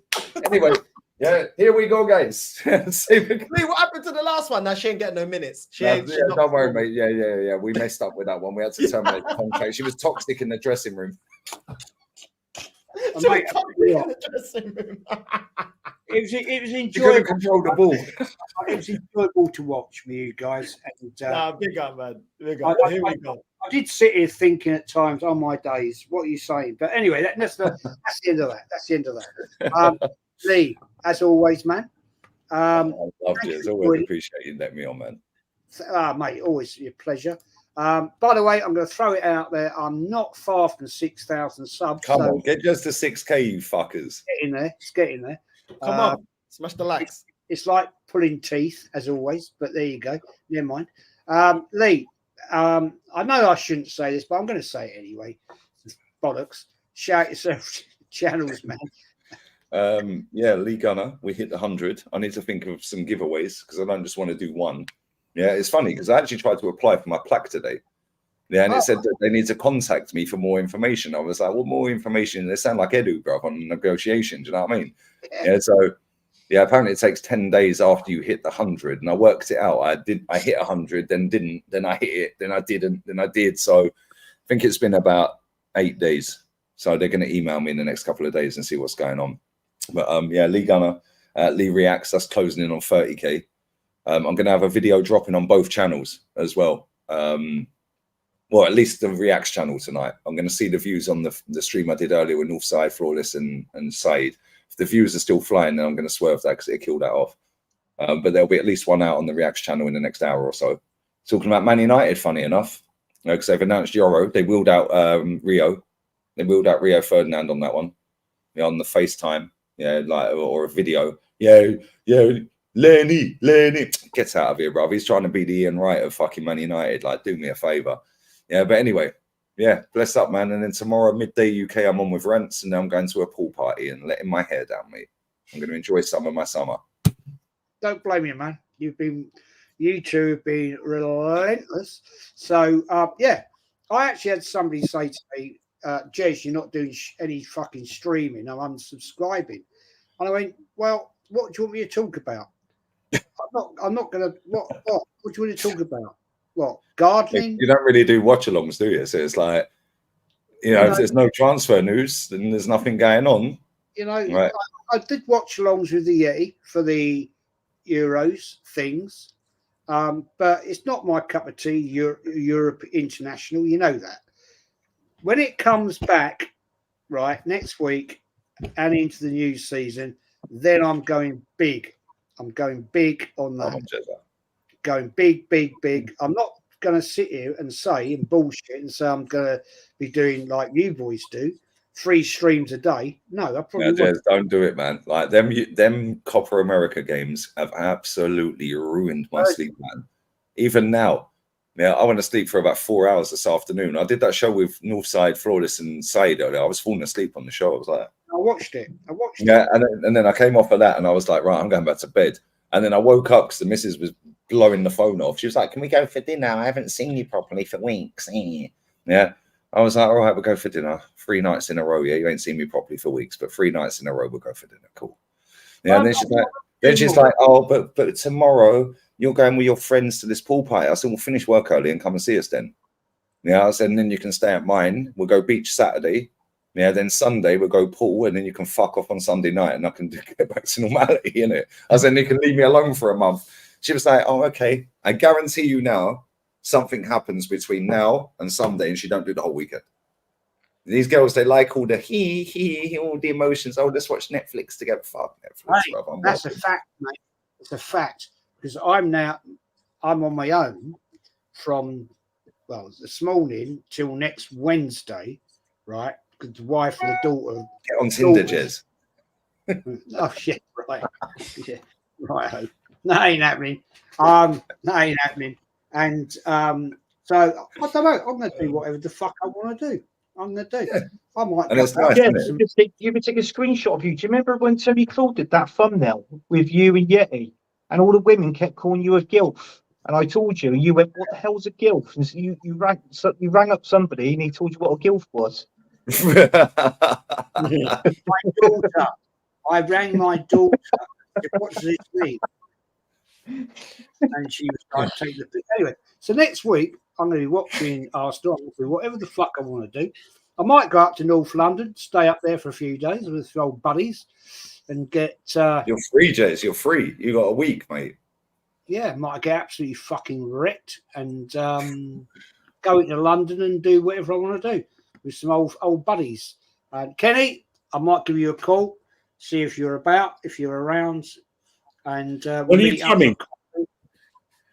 I might pop up there, mate. Sunday. I might just ring my mate Steve and just say, "Mate, I'm coming up to stay for 4 days," and he'll put me up for 4 days, and I'll just say, "Let's get out, let's get around Islington." Give us a call, then. Give us a call. Yeah, I'll give you a call. That link up a bit lit. Yeah, meet up. Let's go for a coffee and have a good old. Go for a coffee, fuffing coffee. Well, Kenny will be on the Ribena anyway, wouldn't he? Do you know what I mean? We're old. We're old. We're old. Kenny don't drink, so yeah, he'll be on the Ribena. He'll be on the Ribena. You can get on the Rioja. I can't even fucking say it. Yeah, we do. Rioja. We do that. Right, we'll get. I'll get up. I'll get up to Islington. We'll have a walk around and have a chat and a general talk bollocks like we do and everything. Galen, thank you for that. Get some yellowtail wine on me. I love this woman, man. She's so nice. Big up, Galen. Thank you for that. Thank you for that. Anyway, Hey guys, my food's here. Yeah, we're going. Enjoy, man. Good to see you, Kenny. Bless up, man. Bless up, lads. Big up. Good to see you, Kenny. And, I'll do the outro and where the fuck it is. God, I've forgotten how to do all this. It's been too ever. And we'll catch you later. Take care. Well. Hey, Northside, if I'm up that way, mate, I might give you a bell and see if you're about. Yeah, why not? Why not? I'll get you on the Maggie. we can talk about boilers and gas and all that bastard shit. All right, we're out of here, boys. Take care. Thanks. I'll set her out, mutants out. Take care. Anthony, Kenny, Lee, Northside. Take care, people.